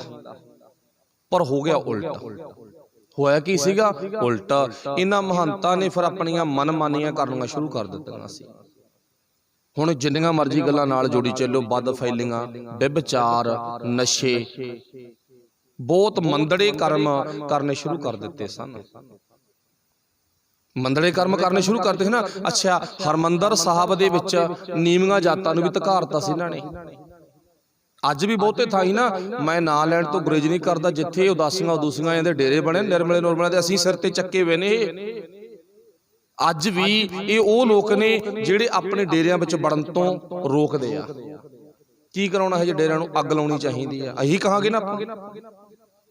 ਹੁਣ ਇਹ ਉਹ ਲੋਕ ਨੇ ਜਿਹੜੇ ਹਰਮੰਦਰ ਸਾਹਿਬ ਦੇ ਵਿੱਚ ਵੀ ਕਹਿੰਦੇ ਸੀ ਵੀ 9 ਵਜੇ ਤੋਂ ਬਾਅਦ ਕਿਸੇ ਵੀ ਮਨੁੱਖ ਨੂੰ ਆਉਣ ਦਾ ਅਧਿਕਾਰ ਨਹੀਂ ਹੈ, ਤੇ ਸ਼ੂਦਰ ਦੀ ਤਾਂ ਅਰਦਾਸ ਹੀ ਨਹੀਂ ਸੀ ਹੁੰਦੀ, ਨੀਵੀਂ ਜਾਤ ਵਾਲੇ ਦੀ। ਤੇ ਆਪਾਂ ਜਿੰਨੇ ਬੈਠੇ ਆ, ਅੱਜ ਹੀ ਆਪਣੇ ਅੰਦਰ ਜੱਟਵਾਦ ਦਾ ਹੰਕਾਰ ਵੜ ਗਿਆ। ਆਪਾਂ ਵੀ ਸ਼ੂਦਰਾਂ ਚਾਹੁੰਦੇ ਆ ਕਿ ਨਿਗਾਹ ਮਾਰ ਕੇ ਵੇਖਿਓ, ਕਦੇ ਇਤਿਹਾਸ ਦੇ ਪੱਤਰੇ ਫਰੋਲ ਕੇ ਵੇਖਿਓ। ਕਾਹਦੇ ਚਾਹੁੰਦੇ ਆਂਗੇ? ਸ਼ੂਦਰ ਚਾਹੁੰਦੇ ਆਂਗੇ। ਕੋਈ ਸਾਡੇ ਅੰਦਰ ਐਸਾ ਹੰਕਾਰ ਨਹੀਂ ਹੋਣਾ ਚਾਹੀਦਾ ਵੀ ਸਾਡੇ ਅੰਦਰ ਜੱਟਵਾਦ ਦਾ ਹੰਕਾਰ ਹੋਵੇ। ਇਹ ਹਕੀਕਤ ਤਾਂ ਸੱਚੀ ਗੱਲ ਆ ਗਈ, ਪਰ ਪਤਾ ਨਹੀਂ ਕਦੋਂ ਇਹ ਨਿਕਲੂਗਾ। ਚਲੋ ਗੁਰੂ ਕਿਰਪਾ ਕਰੇ। ਇੱਥੇ ਦੋ ਜਣੇ ਉੱਚੇ ਸੀਗੇ, ਇੱਕ ਸੁਨਿਆਰਾ ਚੰਗੇ ਮਤਲਬ ਕਿ ਕੰਮ ਕਰਨ ਵਾਲਾ, ਇੱਕ ਬ੍ਰਾਹਮਣ। ਇਹ ਦੋ ਉੱਚੀਆਂ ਜਾਤਾਂ ਦੇ ਸੀ, ਬਾਕੀ ਸਭ ਨੀਵੀਆਂ ਜਾਤਾਂ ਦੇ ਸਨ। ਹੁਣ ਇੱਥੇ ਇਹਨਾਂ ਨੇ ਮੰਦੜੇ ਕਰਮ ਭਾਈ ਸ਼ੁਰੂ ਕਰ ਦਿੱਤੇ। ਇਹਨਾਂ ਕੋਲੇ ਜ਼ਮੀਨ ਆ ਗਈ, ਇਹਨਾਂ ਕੋਲੇ ਧਨ ਦੌਲਤ ਜਾਣਾ ਸ਼ੁਰੂ ਹੋ ਗਿਆ। ਇਹਨਾਂ ਨੇ ਮੰਦੇ ਕੰਮ ਸ਼ੁਰੂ ਕਰ ਦਿੱਤੇ। ਤੇ ਉਸ ਟਾਈਮ ਤੇ ਹਰਮੰਦਰ ਸਾਹਿਬ ਦੇ ਵਿੱਚ ਇੱਕ ਜਥਾ ਇਹਨਾਂ ਤੋਂ ਅਰਦਾਸ ਕਰਵਾਉਣ ਗਿਆ ਸੀਗਾ। ਮੈਂ ਮਾਫੀ ਚਾਹੁੰਦਾ ਵੀ ਸੰਖੇਪ ਪੱਖ ਹੈਗਾ। ਜਦੋਂ ਉਹ ਅਰਦਾਸ ਕਰਵਾਉਣ ਦੇ ਲਈ ਗਏ ਆ ਨਾ, ਤੇ ਮਹੰਤ ਭੱਜ ਗਏ ਸੀ ਵੀ ਆਪਾਂ ਅਰਦਾਸ ਨਹੀਂ ਕਰਨੀ ਗੀ, ਆਪਾਂ ਇੱਥੋਂ ਚਲੇ ਜਾਓ। जो दरबार साहब हरमंदर साहब च गए ना, तो जिन्नियां रंग रतड़ियां रूहां सन, प्यार विच गईयां सन, उन्होंने तो आप ही धन गुरु रामदास महाराज अगे अरदास बेनती की। गुरु अगे अरदास बेनती की, हुक्मनामा सब लिया, हौसला पै गया भी जड़ बड़े ये जिहड़े महंत ने खतरनाक ने, पुजारी कह लो इन्हां नूं, बड़े खतरनाक ने। चलो हरमंदर साहब तो तख्त ते पहुंचे, तख्त तो भी भज गए।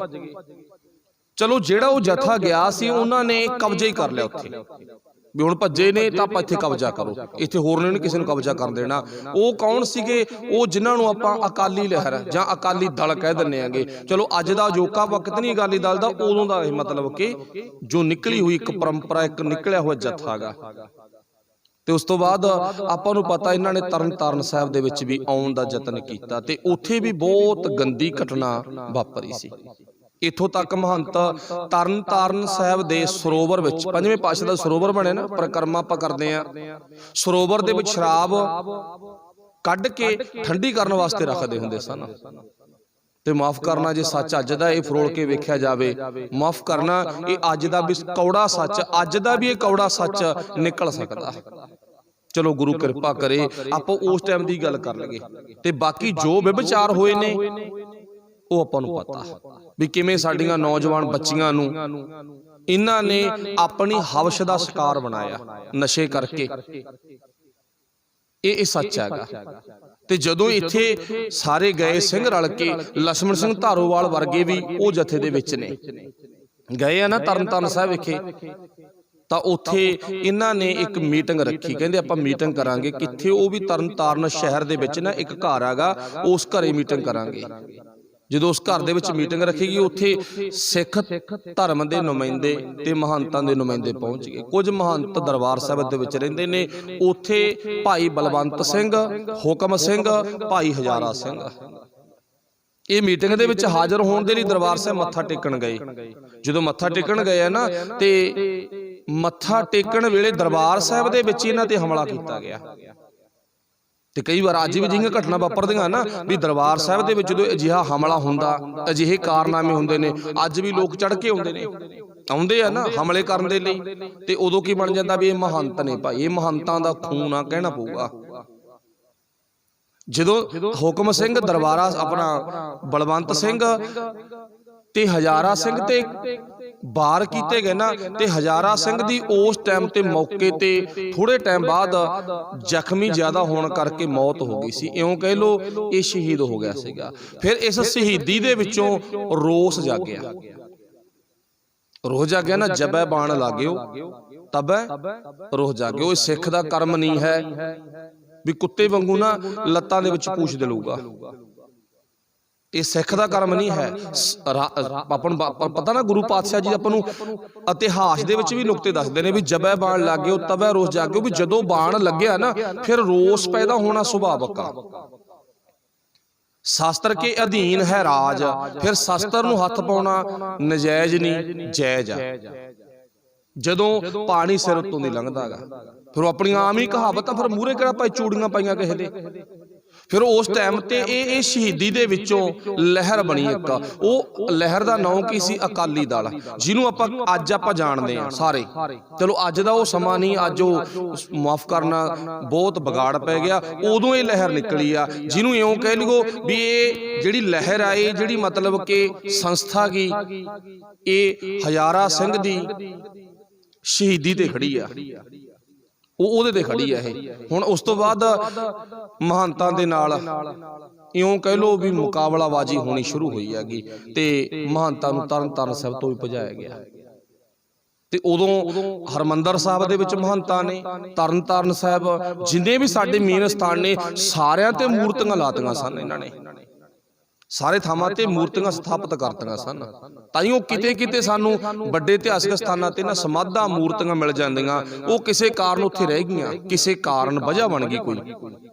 ਫਿਰ ਉਸ ਤੋਂ ਬਾਅਦ ਇਹੀ ਜੱਥਾ ਭਾਈ ਲਛਮਣ ਸਿੰਘ ਧਾਰੋਵਾਲ ਵਰਗਿਆਂ ਦਾ, ਇਹਨਾਂ ਨੇ ਅੱਗੇ ਸੰਖੇਪ ਪੱਖ ਮੀਟਿੰਗਾਂ ਕੀਤੀਆਂ ਵੀ ਆਪਾਂ ਕੁਛ ਕਰੀਏ ਕੌਮ ਲਈ। ਸੱਚ ਤੇ ਆਇਆ ਨਾ, ਸੇ ਸੱਚੇ ਗੁਰ ਸ਼ਬਦ ਵਿਚਾਰੀ। ਗੁਰ ਸ਼ਬਦ ਦਾ ਆਸਰਾ ਲੈ ਕੇ ਵਿਚਾਰ ਕਰਕੇ ਇਹਨਾਂ ਨੂੰ ਛੂਹ ਮਿਲਦੀ ਆ। ਕਿਹੜੀ ਛੂਹ ਮਿਲਦੀ ਆ? ਨਨਕਾਣਾ ਸਾਹਿਬ ਦੀ। ਹੁਣ ਨਨਕਾਣਾ ਸਾਹਿਬ ਦੇ ਵਿੱਚ ਉਹ ਇੱਕ ਮਹੰਤ ਬੈਠਾ, ਜਿਹਨੂੰ ਤੁਸੀਂ ਸਾਰੇ ਜਾਣਦੇ ਹੋ, ਜਿਹਨੂੰ ਆਪਾਂ ਕਹਿੰਦੇ ਆ ਮਹੰਤ ਨਰੈਣੂ। ਇਹਨੇ ਆਪਣੇ ਗੁੰਡੇ ਵੀ ਪਾਲੇ ਹੋਏ ਨੇ। ਗੁੰਡੇ ਸਮਝਦੇ ਆ ਨਾ, ਸਿੱਖੀ ਨਾਲ ਪਿਆਰ ਨੇ, ਗੁੰਡੇ ਪਾਲੇ ਹੋਏ ਨੇ। ਖਾਓ ਪੀਓ ਐਸ਼ ਕਰੋ, ਜੋ ਮਰਜ਼ੀ ਕਰੋ, ਪਰ ਜਿੱਦੇ ਕੋਈ ਮੇਰੇ ਤੇ ਵਿਪਤਾ ਪਊ ਤੇ ਤੁਹਾਨੂੰ ਮੈਂ ਮੂਹਰੇ ਕਰੂੰਗਾ ਲੜਨ ਦੇ ਲਈ, ਮਰਨ ਦੇ ਲਈ, ਉਹਦੇ ਤੁਹਾਨੂੰ ਮੇਰੀ ਮਦਦ ਕਰਨੀ ਪਊ। ਉਹ ਗੁੰਡੇ ਪਾਲੇ ਹੋਏ ਨੇਗੇ। ਹੁਣ ਚਲੋ ਉੱਥੇ ਘਟਨਾਵਾਂ ਬਹੁਤ ਵਾਪਰੀਆਂ, ਜਿਹੜੀਆਂ ਘਟਨਾਵਾਂ ਨੇ ਨਾ ਜੋ ਇਤਿਹਾਸ ਦੇ ਪੰਨੇ ਫਰੋਲਦੇ ਆਪਾਂ, ਬੜੀਆਂ ਹੀ ਵਾਪਰੀਆਂ। ਪਰ ਜਿਹੜੀ ਘਟਨਾ ਵਾਪਰਨ ਤੇ ਗੁਰੂ ਦੇ ਸਿੱਖ ਤੇ ਗੁਰੂ ਦੀਆਂ ਸਿੰਘਣੀਆਂ ਨੂੰ ਪਤਾ ਲੱਗਿਆ, ਉਹ ਇੱਕ ਘਟਨਾ ਇਹ ਸੀ ਵੀ ਇੱਕ ਸਿੰਧੀ ਪਰਿਵਾਰ ਦੇ ਵਿੱਚੋਂ ਜੱਜ ਰਿਟਾਇਰਮੈਂਟ ਹੋਣ ਤੋਂ ਬਾਅਦ ਨਨਕਾਣਾ ਸਾਹਿਬ ਸ਼ੁਕਰਾਨੇ ਦੀ ਅਰਦਾਸ ਕਰਨ ਪਹੁੰਚਿਆ ਸੀ। ਇਹ ਉਹ ਜੱਜ ਆ ਜਿਸ ਦਿਨ ਜੱਜ ਦੀ ਕੁਰਸੀ ਤੇ ਬਹਿੰਦਾ ਨਾ, ਤੇ ਉਸ ਦਿਨ ਵੀ ਇਹ ਨਨਕਾਣਾ ਸਾਹਿਬ ਤੋਂ ਹੀ ਅਰਦਾਸ ਕਰਕੇ ਗਿਆ ਸੀਗਾ। ਇਹ ਨਨਕਾਣਾ ਸਾਹਿਬ ਉਹ ਪਵਿੱਤਰ ਥਾਂ ਜਿੱਥੇ ਬੇਬੇ ਨਾਨਕੀ ਨੇ ਆਪਣੇ ਵੀਰ ਨੂੰ ਚੱਕ ਚੱਕ ਖੜਾਇਆ, ਜਿੱਥੇ ਗੁਰੂ ਨਾਨਕ ਸਾਹਿਬ ਨੇ ਇੱਕ ਨਹੀਂ ਅਨੇਕਾਂ ਹੀ ਕੌਤਕ ਕੀਤੇ ਨੇ। ਭਾਈ ਮਰਦਾਨੇ ਵਰਗੇ, ਰਾਏ ਬੁਲਾਰ ਵਰਗੇ ਕਿੰਨੇ ਰੰਗ ਰਤੜੇ ਗੁਰਸਿੱਖਾਂ ਦੇ ਇਸ ਧਰਤੀ ਤੇ ਚਰਨ ਪਏ ਬਨਣਗੇ। ਸਾਡਾ ਪਹਿਲਾ ਹਰਮੰਦਰ ਕਹਿ ਲਈਏ, ਇਹਦੇ ਵਿੱਚ ਅੱਤ ਕਥਨ ਨਹੀਂ ਹੈ। ਤੇ ਉਹ ਨਨਕਾਣਾ ਸਾਹਿਬ ਦੀ ਧਰਤੀ ਨੂੰ, ਪਵਿੱਤਰ ਧਰਤੀ ਨੂੰ ਇਹਨਾਂ ਨੇ ਵਿਭਚਾਰ ਕਰਕੇ, ਨਸ਼ੇ ਵਿਸ਼ੇ ਕਰਕੇ, ਇਉਂ ਕਹਿ ਲਓ ਮਲੀਨ ਕਰ ਦਿੱਤਾ ਸੀ ਮਹੰਤਾਂ ਨੇ। ਚਲੋ ਗੁਰੂ ਬਖਸ਼ਿਸ਼ ਕਰੇ। ਹੁਣ ਇੱਥੇ ਕੀ ਹੋਇਆ, ਜਦੋਂ ਉਹ ਆਪਣੀ ਬੱਚੀ, ਆਪਣੀ ਪਤਨੀ ਤੇ ਆਪਣੀ ਆਪ ਨੂੰ ਲੈ ਕੇ ਦਰਬਾਰ ਸਾਹਿਬ ਦੇ ਵਿੱਚ ਪਹੁੰਚਿਆ ਨਾ, ਤੇ ਆ ਕੇ ਸ਼ੁਕਰਾਨੇ ਦੀ ਅਰਦਾਸ ਕੀਤੀ, ਰਿਹਾਇਸ਼ ਕੀਤੀ ਬਾਬੇ ਨਾਨਕ ਦਾ ਘਰ।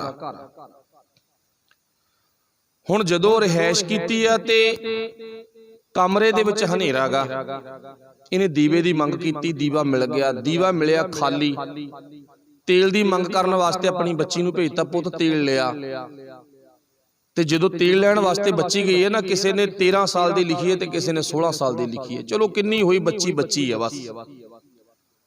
ਜਦੋਂ ਉਹ ਤੇਲ ਲੈਣ ਜਾਂਦੀ ਆ ਤੇ ਉਹਨੂੰ ਆਪਣੀ ਹਵਸ਼ ਦਾ ਸ਼ਿਕਾਰ ਬਣਾਇਆ ਜਾਂਦਾ ਹੈ। ਮਾਫ ਕਰਨਾ, ਜੋ ਹਾਲਾਤ, ਜੋ ਉਸ ਟਾਈਮ ਤੇ ਘਟਨਾ ਉਸ ਬੱਚੀ ਨਾਲ ਵਾਪਰੀ, ਵਾਹਿਗੁਰੂ ਖੁਦ ਜਾਣਦਾ ਤੇ ਜਾਂ ਉਹ ਜੱਜ ਜਾਣਦਾ, ਜਿਹਨੇ ਆਪਣੀ ਧੀ ਦੀ ਦੁਰਦਸ਼ਾ ਹੋਈ ਆਪਣੀਆਂ ਅੱਖਾਂ ਨਾਲ ਵੇਖੀ ਆ। ਤੇ ਜਦੋਂ ਉਹ ਜੱਜ ਨੇ ਥੋੜਾ ਜਿਹਾ ਬੋਲਣ ਦਾ ਹੌਸਲਾ ਕੀਤਾ ਨਾ, ਵੀ ਇਦਾਂ ਦੇ ਹਾਲਾਤ ਨੇ ਇੱਥੋਂ ਦੇ, ਤੇ ਮੈਂ ਰੌਲਾ ਪਾਉਂਗਾ ਤੇ ਤੁਹਾਡੇ ਪ੍ਰਤੀ ਮੈਂ ਕੇਸ ਕਰੂੰਗਾ, ਤੁਹਾਡੇ ਨਾਲ ਮੈਂ ਨਜਿੱਠੂੰਗਾ, ਵੇਖੂੰਗਾ, ਤਾਂ ਉਹਨੂੰ ਕੀ ਕਿਹਾ, ਤੈਨੂੰ ਮਾਰ ਦਿੱਤਾ ਜਾਊਗਾ, ਖਬਰਦਾਰ ਜੇ ਬੋਲਿਆਂਗਾ। ਜੇ ਇੱਥੋਂ ਬਚਣਾ ਨਾ ਤੇ ਸਟੇਸ਼ਨ ਤੇ ਚਲਾ ਜਾ, ਉੱਥੇ ਤੇਰੀ ਧੀ ਆਜੂ, ਐਂ ਤੇਰੀ ਧੀ ਇੱਥੇ ਨਹੀਂ ਦੇਵਾਂਗੇ। ਇਦਾਂ ਦੇ ਹਾਲਾਤ ਨੇ ਜਿਹੜੇ ਇਹ ਮਹੰਤਾਂ ਵੱਲੋਂ ਕਾਰਨਾਮੇ ਕੀਤੇ ਜਾਂਦੇ ਸਨ। ਸੋ ਵਾਹਿਗੁਰੂ ਭਲਾ ਕਰਿਓ। ਅੱਜ ਦੇ ਸਮੇਂ ਨੂੰ ਵੀ ਆਪਾਂ ਨਾਲ ਮਿਲ ਕੇ ਵੇਖਾਂਗੇ ਅੱਗੇ ਜਾ ਕੇ। ਹੁਣ ਬੱਚੀ ਨੂੰ ਸਟੇਸ਼ਨ ਤੇ ਮਿਲਾਇਆ ਗਿਆ, ਭੁੱਬਾਂ ਮਾਰ ਕੇ ਬੱਚੀ ਰੋਂਦੀ ਆ, ਮਾਂ ਰੋਂਦੀ ਆ, ਪਿਓ ਰੋਂਦਾ ਗਾ, ਜੱਜ, ਸਿੰਧੀ ਜੱਜ ਰੋਂਦਾ ਵੀ ਇਹ ਗੁਰੂ ਨਾਨਕ ਸਾਹਿਬ ਦਾ ਘਰ ਆ ਜਿੱਥੇ ਆਹ ਹਾਲਾਤ ਹੋਏ ਨੇਗੇ। ਹੁਣ ਇਦਾਂ ਦੇ ਹਾਲਾਤ ਆਪਣੇ ਨਗਰਾਂ 'ਚ ਤਾਂ ਨਹੀਂ ਵਾਪਰਦੇਗੇ। ਨਿਗਾਹ ਮਾਰ ਕੇ ਵੇਖੋ। ਅੱਛਾ, ਜੇ ਵਾਪਰਦੇ ਨੇ ਤਾਂ ਚੁਕੰਨੇ ਹੋਣਾ ਜ਼ਰੂਰੀ ਆ ਸਾਨੂੰ, ਤੇ ਜਿਹੜੇ ਵਪਰਾਉਂਦੇ ਨੇ ਉਹਨਾਂ ਦੇ ਨਾਲ ਨਜਿੱਠਣਾ ਵੀ ਜ਼ਰੂਰੀ ਹੈ। ਇਹਦੇ ਵਿੱਚ ਕੋਈ ਸ਼ੱਕ ਨਹੀਂ ਹੁੰਦਾ ਗਾ। ਤੇ ਹੁਣ ਅੱਗੇ ਜਾ ਕੇ ਹੁਣ ਇਹ ਤਿੰਨੇ ਜਣਿਆਂ ਨੇ ਹਰਮੰਦਰ ਸਾਹਿਬ ਦੇ ਵਿੱਚ ਅੰਮ੍ਰਿਤਸਰ ਸਾਹਿਬ ਆ ਕੇ ਆਪਣੀ ਇਹ ਸਾਰੀ ਦੀ ਸਾਰੀ ਘਟਨਾ ਕਰਮ ਉਹ ਸਾਡੇ ਸਿੰਘਾਂ ਨੂੰ ਦੱਸੀ ਆ ਕੇ, ਲਸਮਣ ਸਿੰਘ ਧਾਰੋਵਾਲ ਵਰਗਿਆਂ ਨੂੰ ਦੱਸੀ। ਫਿਰ ਇੱਥੋਂ ਤਿੰਨ ਜਥੇ ਬਣਦੇ ਨੇ ਵੀ ਆਪਾਂ ਬਿਲਕੁਲ ਸ਼ਾਂਤਮਈ ਜਾ ਕੇ ਨਾ ਮਹੰਤ ਨੂੰ ਸਮਝਾਵਾਂਗੇ। ਮਹੰਤ ਨੂੰ ਸਮਝਾਉਣਾ ਆਪਾਂ ਸ਼ਾਂਤਮਈ ਜਾ ਕੇ। ਬਿਲਕੁਲ ਟਹਿਲ ਸਿੰਘ ਦਾ ਜਥਾ, ਕਰਤਾਰ ਸਿੰਘ ਝੱਬਰ ਦਾ ਜਥਾ ਤੇ ਲਸਮਣ ਸਿੰਘ ਧਾਰੋਵਾਲ ਦਾ ਜਥਾ, ਤੇ ਇਧਰੋਂ ਮਹੰਤ ਨੂੰ ਛੂਹ ਦਾ ਪਤਾ ਲੱਗ ਜਾਂਦਾ ਵੀ ਉਹਨਾਂ ਨੇ ਆਉਣਾ। ਉਹਨਾਂ ਨੇ ਆਉਣਾ ਨਾ, ਤੇ ਕੌਮ ਦੇ ਆਗੂ ਆਉਣਗੇ, ਅਕਾਲੀ ਦਲ ਦੇ ਆਗੂ ਆਉਣਗੇ, ਤੇ ਜਦੋਂ ਆਉਣਗੇ ਤੇ ਮੈਂ ਉਹਨਾਂ ਸਾਰਿਆਂ ਨੂੰ ਇੱਥੇ ਖਤਮ ਕਰ ਦੇਣਾ। ਅੱਜ ਇੱਕ ਵੀ ਨਹੀਂ ਲੰਘਣ ਦੇਣਾ। ਸਾਰੇ ਗੁੰਡਿਆਂ ਦੀ ਪਲੈਨਗੇ ਨੇ ਬਣਾ ਲਈ, ਰੋੜੇ, ਬਰਸ਼ੇ, ਟਾਕੂਏ, ਰਫਲਾਂ, ਮਿੱਟੀ ਦਾ ਤੇਲ ਆਦਿਕ ਰੱਖ ਲਿਆ। ਗੁਰੂ ਨਾਨਕ ਸਾਹਿਬ ਦੀ ਬਖਸ਼ਿਸ਼ ਕਿਰਪਾ ਹੋਈ ਸੀ ਵੀ ਇਹ ਸਾਰੀ ਘਟਨਾ ਕਰਮ ਦਾ ਪਤਾ ਜਿਹੜੇ ਸਿੰਘਾਂ ਨੇ ਜਾਣਾ ਸੀ ਉਹਨਾਂ ਨੂੰ ਪਤਾ ਲੱਗ ਗਿਆ ਵੀ ਤੁਹਾਡੇ ਤੇ ਹਮਲਾ ਹੋਊਗਾ ਜੇ ਤੁਸੀਂ ਜਾਓਗੇ। ਤਾਂ ਉਸ ਟਾਈਮ ਤੋਂ ਜਾਣੋ ਇਹ ਰੁਕ ਗਏ। ਜਦੋਂ ਰੁਕ ਗਏ ਨਾ, ਫਿਰ ਉਸ ਤੋਂ ਬਾਅਦ ਆਪਾਂ ਨੂੰ ਪਤਾ ਵੀ ਦੁਬਾਰਾ ਮੀਟਿੰਗ ਰੱਖੀ ਵੀ ਆਪਾਂ ਹੁਣ ਕਦੋਂ ਜਾਈਏ ਨਨਕਾਣਾ ਸਾਹਿਬ। ਪਤਾ ਲੱਗਿਆ ਵੀ ਮਹੰਤ ਨੇ ਨਾ 22-23 ਤਰੀਕ ਨੂੰ ਕਿੱਥੇ ਜਾਣਾਗਾ, ਲਾਹੌਰ ਜਾਣਾ, ਸਨਾਤਨੀ ਮਤ ਦੀ ਮੀਟਿੰਗ ਦੇ ਵਿੱਚ ਲਾਹੌਰ ਜਾਣਾ ਨਾ। ਛੂਹ ਲੱਗ ਗਈ, ਪਤਾ ਲੱਗ ਗਿਆ ਗੁਰੂ ਦੇ ਪਿਆਰਿਆਂ ਨੂੰ, ਤੇ ਆਪਾਂ ਉਸ ਦਿਨ ਜਾ ਕੇ ਨਾ ਕਬਜ਼ਾ ਹੀ ਕਰ ਲਾਂਗੇ ਦਰਬਾਰ ਸਾਹਿਬ ਤੇ, ਕਬਜ਼ਾ ਹੀ ਕਰ ਲਾਂਗੇ ਜਾ ਕੇ ਆਪਾਂ। ਹੁਣ ਮਹੰਤ ਸਟੇਸ਼ਨ ਤੇ ਚਲਾ ਗਿਆ ਆਪਣੀ ਮੀਟਿੰਗ ਦੇ ਵਿੱਚ ਦਾਖਲ ਹੋਣ ਦੇ ਲਈ। ਜਦੋਂ ਸਟੇਸ਼ਨ ਤੇ ਚਲਾ ਗਿਆ ਨਾ ਲਾਹੌਰ ਜਾਣ ਦੇ ਲਈ, ਉੱਥੇ ਇੱਕ ਮੁਸਲਮਾਨ ਔਰਤ ਸੀ। ਜਿਹੜੀ ਮੁਸਲਮਾਨ ਔਰਤ ਸੀ ਨਾ, ਉਹਨੂੰ ਪਤਾ ਸੀ ਵੀ ਮਹੰਤ ਜਾਊਗਾ ਤੇ ਗੁਰੂ ਦੇ ਸਿੱਖ ਆ ਕੇ ਕਬਜ਼ਾ ਕਰਨਗੇ। ਜਦੋਂ ਨੂੰ ਪਤਾ ਸੀ ਨਾ, ਸ਼ੂ ਸੀ, ਮੰਨ ਲਓ ਉਧਰ ਉਧਰ ਹੀ ਗੱਲਬਾਤ ਦਾ ਪਤਾ ਲੱਗ ਹੀ ਜਾਂਦਾ ਵੀ ਇੰਨੀ ਤਰੀਕ ਨੂੰ ਇੱਥੇ ਆਉਣਾ ਸਿੰਘਾਂ ਦਾ ਜੱਥਾ, ਜਾਂ ਉਸ ਟਾਈਮ ਤੇ ਲਫ਼ਜ਼ ਵਰਤਿਆ ਜਾਂਦਾ ਸੀ ਅਕਾਲੀਆਂ ਦਾ ਜੱਥਾ ਆਉਣਾਗਾ।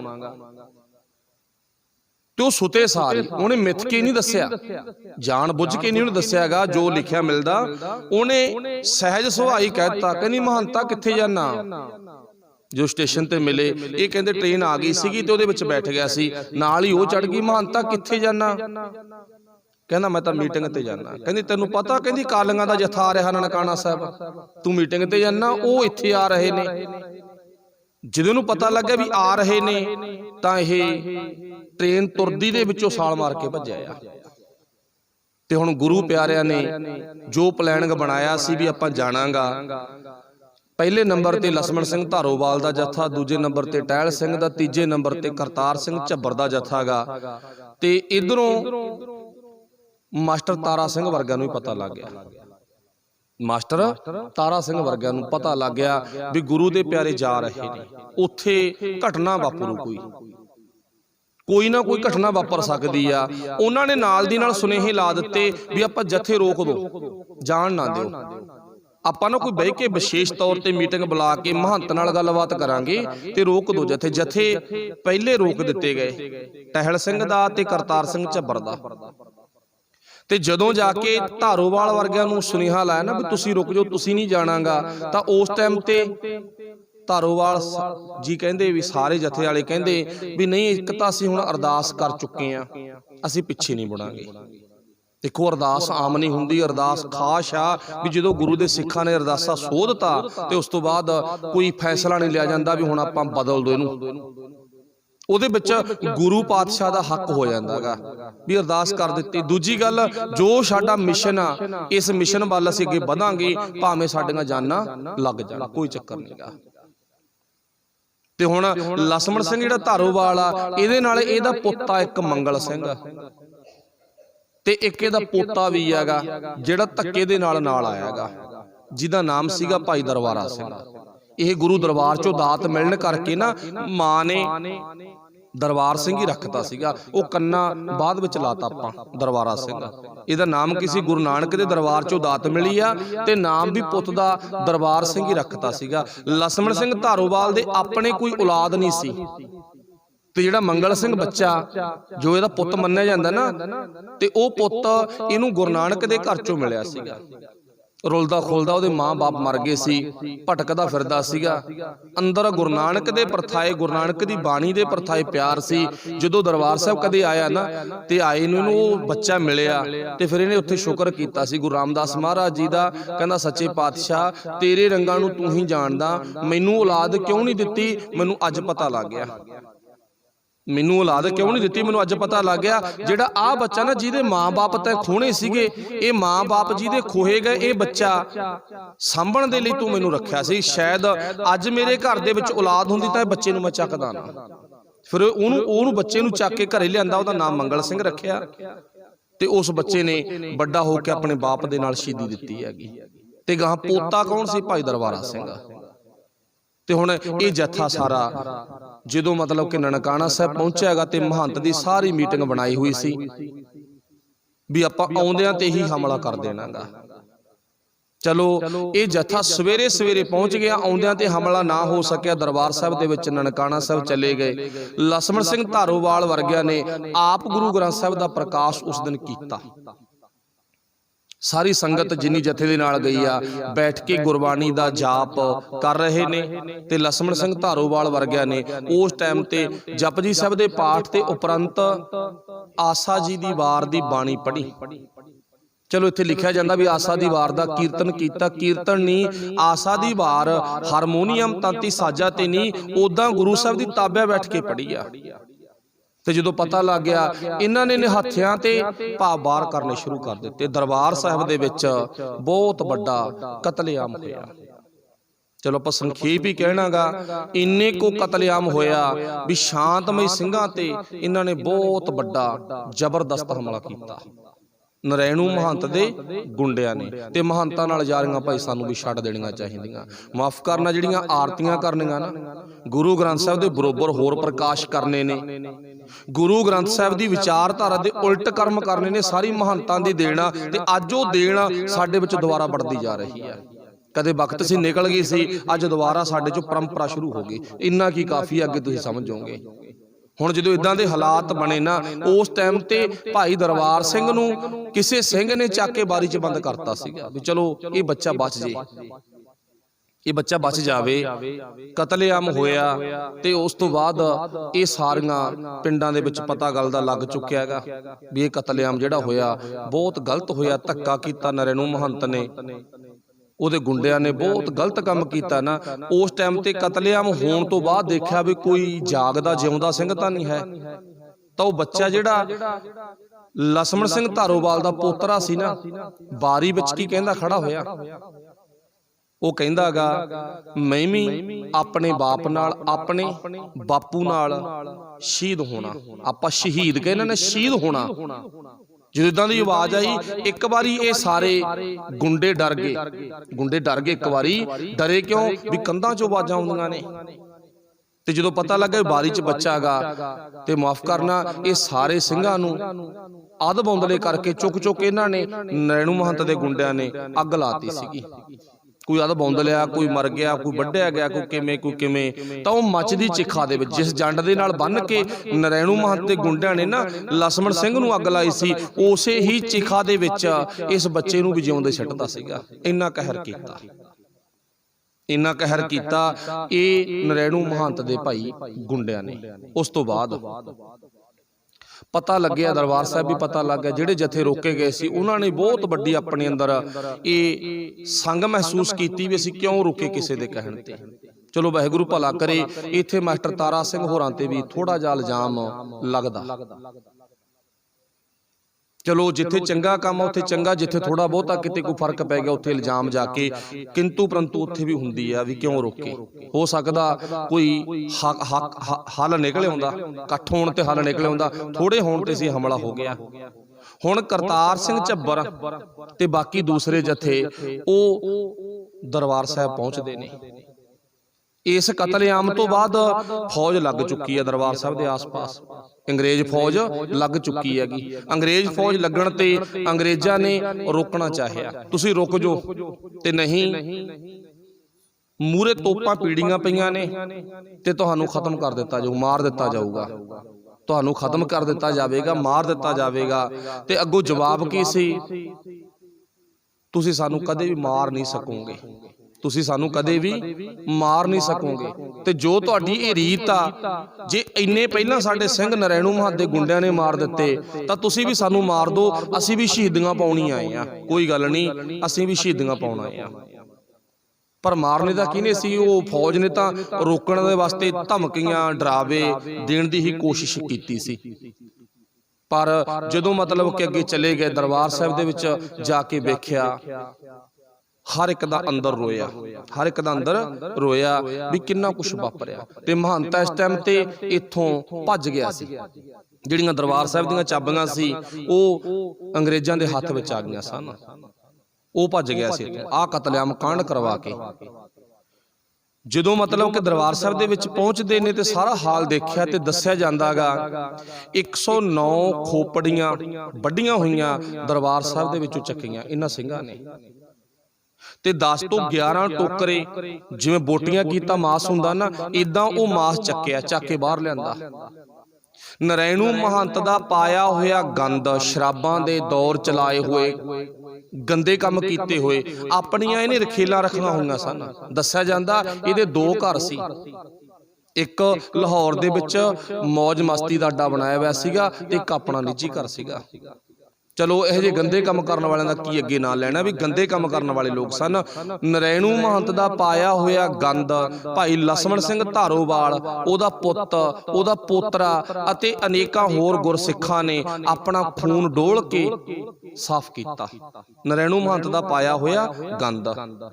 ਹੁਣ ਇੱਥੇ ਸਾਰੀ ਸਫਾਈ ਕਰਕੇ इन्हां गुरु दे प्यारिਆਂ ने सारे ਸਿੰਘਾਂ ਦਾ मास बोटियां खोपड़ियां इकट्ठियां करके एक थां ते सारे ਸਿੰਘਾਂ ਨੂੰ मतलब कि अग्न भेंट कर दित्ती गई, अग्न भेंट कर दित्ती गई। ते फिर ये चाबियां ने जिहड़ियां ये अंग्रेजां ने भाई करतार सिंह झब्बर नूं फड़ाइयां।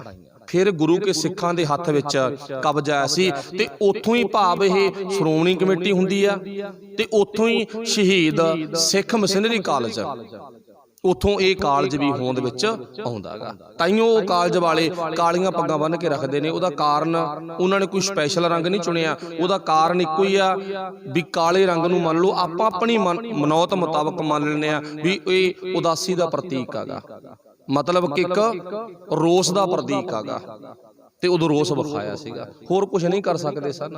इदां जिहड़ा गुरु पातशाह दरबार विच आउण वाला चुबच्चा ना वो भी पानी की थां ते खून ना भरिया वैसे गुरु दे सिखां ने शहीदां दे खून विचों दी लंघ के दरबार साहिब दीआं चाबियां फड़ियां ते लछमण सिंह धारोवाल गुरु दी ताब्या विच बैठा सी, ताब्या विच बैठे नूं गोलियां नाल भुनता सी ते लछमण सिंह धारोवाल दे इदां गुरु ग्रंथ साहिब ते हत्थ लगे, कहंदे अज भी मिलदे ननकाणा साहिब ते वो बीड़ सांभी पई आ। 462-63 अंग तो लेके 1200 अंग तक गुरु ग्रंथ साहिब महाराज जी दे अंगां विच भी गोलियां लगियां सन, अंग भी मच गए सन। ते अज भी वो लछमण सिंह धारोवाल दा लग्या होया खून जिस बीड़ ते लग्या होया ना उत्ते अपनी हिकड़ा के पै गया सीगा, गुरु साहब ते उत्ते लिट गए सी, क्योंकि आपां लुको लिया सी, पर फिर भी उन्हां ने भुन दित्ता सीगा। चलो वाहिगुरू भला करे। सो इत्थों ये साका ननकाणा साहिब दा उस जिथे संगत गई सी उन्हां दा मतलब कि श्रोमणी कमेटी ने दिन मनाया सीगा। ते अगली गल फिर उस बाद जैतो का मोर्चा लग्या गा। संखेप उहदे विच कह दईए जैतो दे मोर्चे विच भी गुरु के सिखां ने बहुत वड्डियां कुर्बानियां कीतियां ने, मारे गए वड्डे गए, ट्रेनां थल्ले आ गए, अंग्रेज पुलिस ने फड़े भी। फड़न तो बाद एक ਸਿੰਘਾਂ ਦਾ सिदक देखना आपां विचों अपने कोल 2 मिनट टाइम रह गया। ਸਿੰਘਾਂ ਦਾ सिदक जो आपां शब्द पढ़िया सी ना सच ते आया ना से सच्चे गुर शब्द विचारी, सच ते आया ना से सच्चे गुर शब्द विचारी, जिन्हां अंदर गुरु शब्द का भाव प्रकाश हो जाए उन्हां दा जीवन कैसा बन जांदा गा। जदों हुण जेल दे विच भेजना ना ते जेलर ने नाम नोट करने शुरू किए भी तुहानूं जेल दे विच भेजना गा, सुटना गा ते अपने नाम लिखवाओ। पहले नूं सद्दिया गुरु दे सिख नूं अपना नाम लिखवा, की नाम आ तेरा? मेरा नाम है मोर्चा तोड़ सिंह। ते तेरे बाप दा नाम गुरु गोबिंद सिंह, मां दा नाम साहिब कौर, ते पिंड किहड़ा गा? आनंदपुर साहिब। सिदक देखना ਸਿੰਘਾਂ दा। दूसरे नूं बुलाया, चलो शक तां पहली पै गई। तेरा नाम की आ? दिल्ली रोड सिंह। बाप दा नाम गुरु गोबिंद सिंह, मां दा नाम साहिब कौर, ते पिंड आनंदपुर साहिब। शक पैगी भी गलत एड्रैस दे रहे ने। तीजे नूं बुलाया, चलो कोई गल नहीं तू आ जा। तेरा नाम की आ? मेरा नाम है कड़ तोड़ सिंह। ते तेरे बाप दा नाम है गुरु गोबिंद सिंह, ते मां दा नाम साहिब कौर, ते बासी आनंदपुर साहिब। फिर 5 जणिਆਂ ਦੀ चोण की, फिर 5वें नूं चौथे नूं बुलाया, तेरा नाम लंडन तोड़ सिंह। भाव सारे गुरु दे सिखां ने अपने अजिहे नां दसे ते नाम दे पिछे गुरु गोबिंद सिंह, साहिब कौर ते आनंदपुर साहिब दे वासी अपना एड्रैस आ लिखवाउंदे रहे। बड़ी कुट पई, बड़ी मार पई, आखिरकार इन्हां फर्जी नामां ते ही इन्हां नूं जेल विच सुੱਟਿਆ गया। सिदक विच परपक रहे, आखिरकार जेल दे विचों रिहा भी कीते गए। ते जिस दिन रिहा होए अंग्रेज पुलिस ने अंग्रेजां ने हथ बन लए, पता नहीं कहे जी मिट्टी दे बने ने, मन्नी नहीं, पता नहीं कहे जी मिट्टी दे बने ने। वो मिट्टी किहड़ी आ? वो गुरु दा ज्ञान रूपी मिट्टी आ। वो आ मिट्टी नहीं है जिहड़ी मिट्टी अज गलत काम करदी फिरदी आ। वो मिट्टी आ जिहड़ी गुरु दे ज्ञान विचों बनी हुई हैगी। सो इस करके सतगुरु पातशाह जी दे गुरबाणी दे जाप नूं आपां थोड़ी जी विचार कीती आ, थोड़ा जिहा नाल आपां संखेप दे विच गुरु किरपा करे कदे फिर खुल के विचार करांगे। संखेप आपां इतिहास विचारियागा साका ननकाणा साहिब। इहदे विच एक नहीं अनेकां ਸਿੰਘਾਂ ने अपणियां कुर्बानियां दित्तियां ने। उदों बड़ियां लहरां इत्थों बणीਆਂ ने, पर ਸਿੰਘਾਂ ਦੇ कब्जे गुरु घरां ते होए सी। शायद मैं लास्ट विच एक गल कहांगा, अज भी नरैणू महंत नालों बहुते थावां ते हालात घट नहीं हैं, ये कहना पਊਗਾ। ਜੇ ਕਿਤੇ ਚੰਗੇ ਹਾਲਾਤ ਨੇ ਤਾਂ ਉੱਥੇ ਬਾਹਰ ਨਰੈਣੂ ਮਹੰਤ ਦੇ ਪੁੱਤ ਫਿਰਦੇ ਨੇ ਟੱਕਰਾਂ ਮਾਰਦੇ ਵੀ ਸਾਡੇ ਨਾਲ ਪੰਗਾ ਲਓ, ਟੱਕਰਾਂ ਮਾਰਦੇ ਫਿਰਦੇ ਨੇ। ਨਰੈਣੂ ਮਹੰਤ ਦੀਆਂ ਧੀਆਂ ਵੀ ਫਿਰਦੀਆਂ ਨੇ। ਚੇਤਾ ਰੱਖਿਓ, ਜਿਨ੍ਹਾਂ ਨੇ ਗੁਰੂ ਨੂੰ ਮੱਥਾ ਟੇਕਿਆ ਨਾ ਉਹ ਸਤਿਕਾਰਯੋਗ ਜੀਵਨ ਬਣ ਗਏ, ਪਰ ਜਿਨ੍ਹਾਂ ਨੇ ਗੁਰੂ ਨਾਲ ਮੱਥਾ ਲਾਇਆ ਤੇ ਉਹਨਾਂ ਦਾ ਮੱਥਾ ਫੁੱਟੇ ਹੀ ਆ ਤੇ ਉਹਨਾਂ ਦੇ ਮੱਥੇ ਸਤਿਕਾਰਯੋਗ ਨਹੀਂ ਬਣੇ। ਆਪਾਂ ਮੱਥਾ ਫੁਟਾਈਏ ਨਾ, ਕੋਸ਼ਿਸ਼ ਕਰੀਏ ਗੁਰੂ ਕੋਲੇ ਆ ਕੇ ਸਤਿਕਾਰ ਦੇ ਪਾਤਰ ਬਣੀਏ। ਸੋ ਸਭ ਦਾ ਧੰਨਵਾਦ। ਪਾਤਸ਼ਾਹ ਜ਼ਿਕਰ ਕਰਦੇ ਨੇ ਹਉਮੈ ਮਾਰ ਮਨ ਨਿਰਮਲਾ, ਹਰ ਨਾਮ ਔਰ ਧਾਰੀ। ਆਪਾਂ ਨਿਰਮਲੇ ਮਹੰਤਾਂ ਕੋਲੇ ਨਹੀਂ ਜਾਣਾ, ਨਿਰਮਲ ਬਣਨਾ ਹੈ ਤਾਂ ਸਾਡਾ ਜੀਵਨ ਸੋਹਣਾ ਬਣ ਸਕਦਾ ਹੈ। ਕੋਠੇ ਮੰਡਪ ਬਾਣੀਆਂ ਲੱਗ ਪਏ ਗਵਾਰੀ, ਜਿਨ ਕੀਏ ਤਿਸੇ ਨਾ ਜਾਣੀ ਮਨ ਮੁਖ ਗਵਾਰੀ। ਜਿਸੇ ਬੁਝਾਏ ਸੋ ਬੁਝ ਸੀ, ਸੱਚੇ ਆਖਿਆ ਜੰਤ ਵਿਚਾਰੀ। ਸੋ ਸਭ ਦਾ ਧੰਨਵਾਦ। ਹੋਈਆਂ ਭੁੱਲਾਂ ਦੀ ਖਿਮਾ। ਵਾਹਿਗੁਰੂ ਜੀ ਕਾ ਖਾਲਸਾ, ਵਾਹਿਗੁਰੂ ਜੀ ਕੀ ਫਤਿਹ। ਰਾਮ ਕਲੀ ਮਹਾ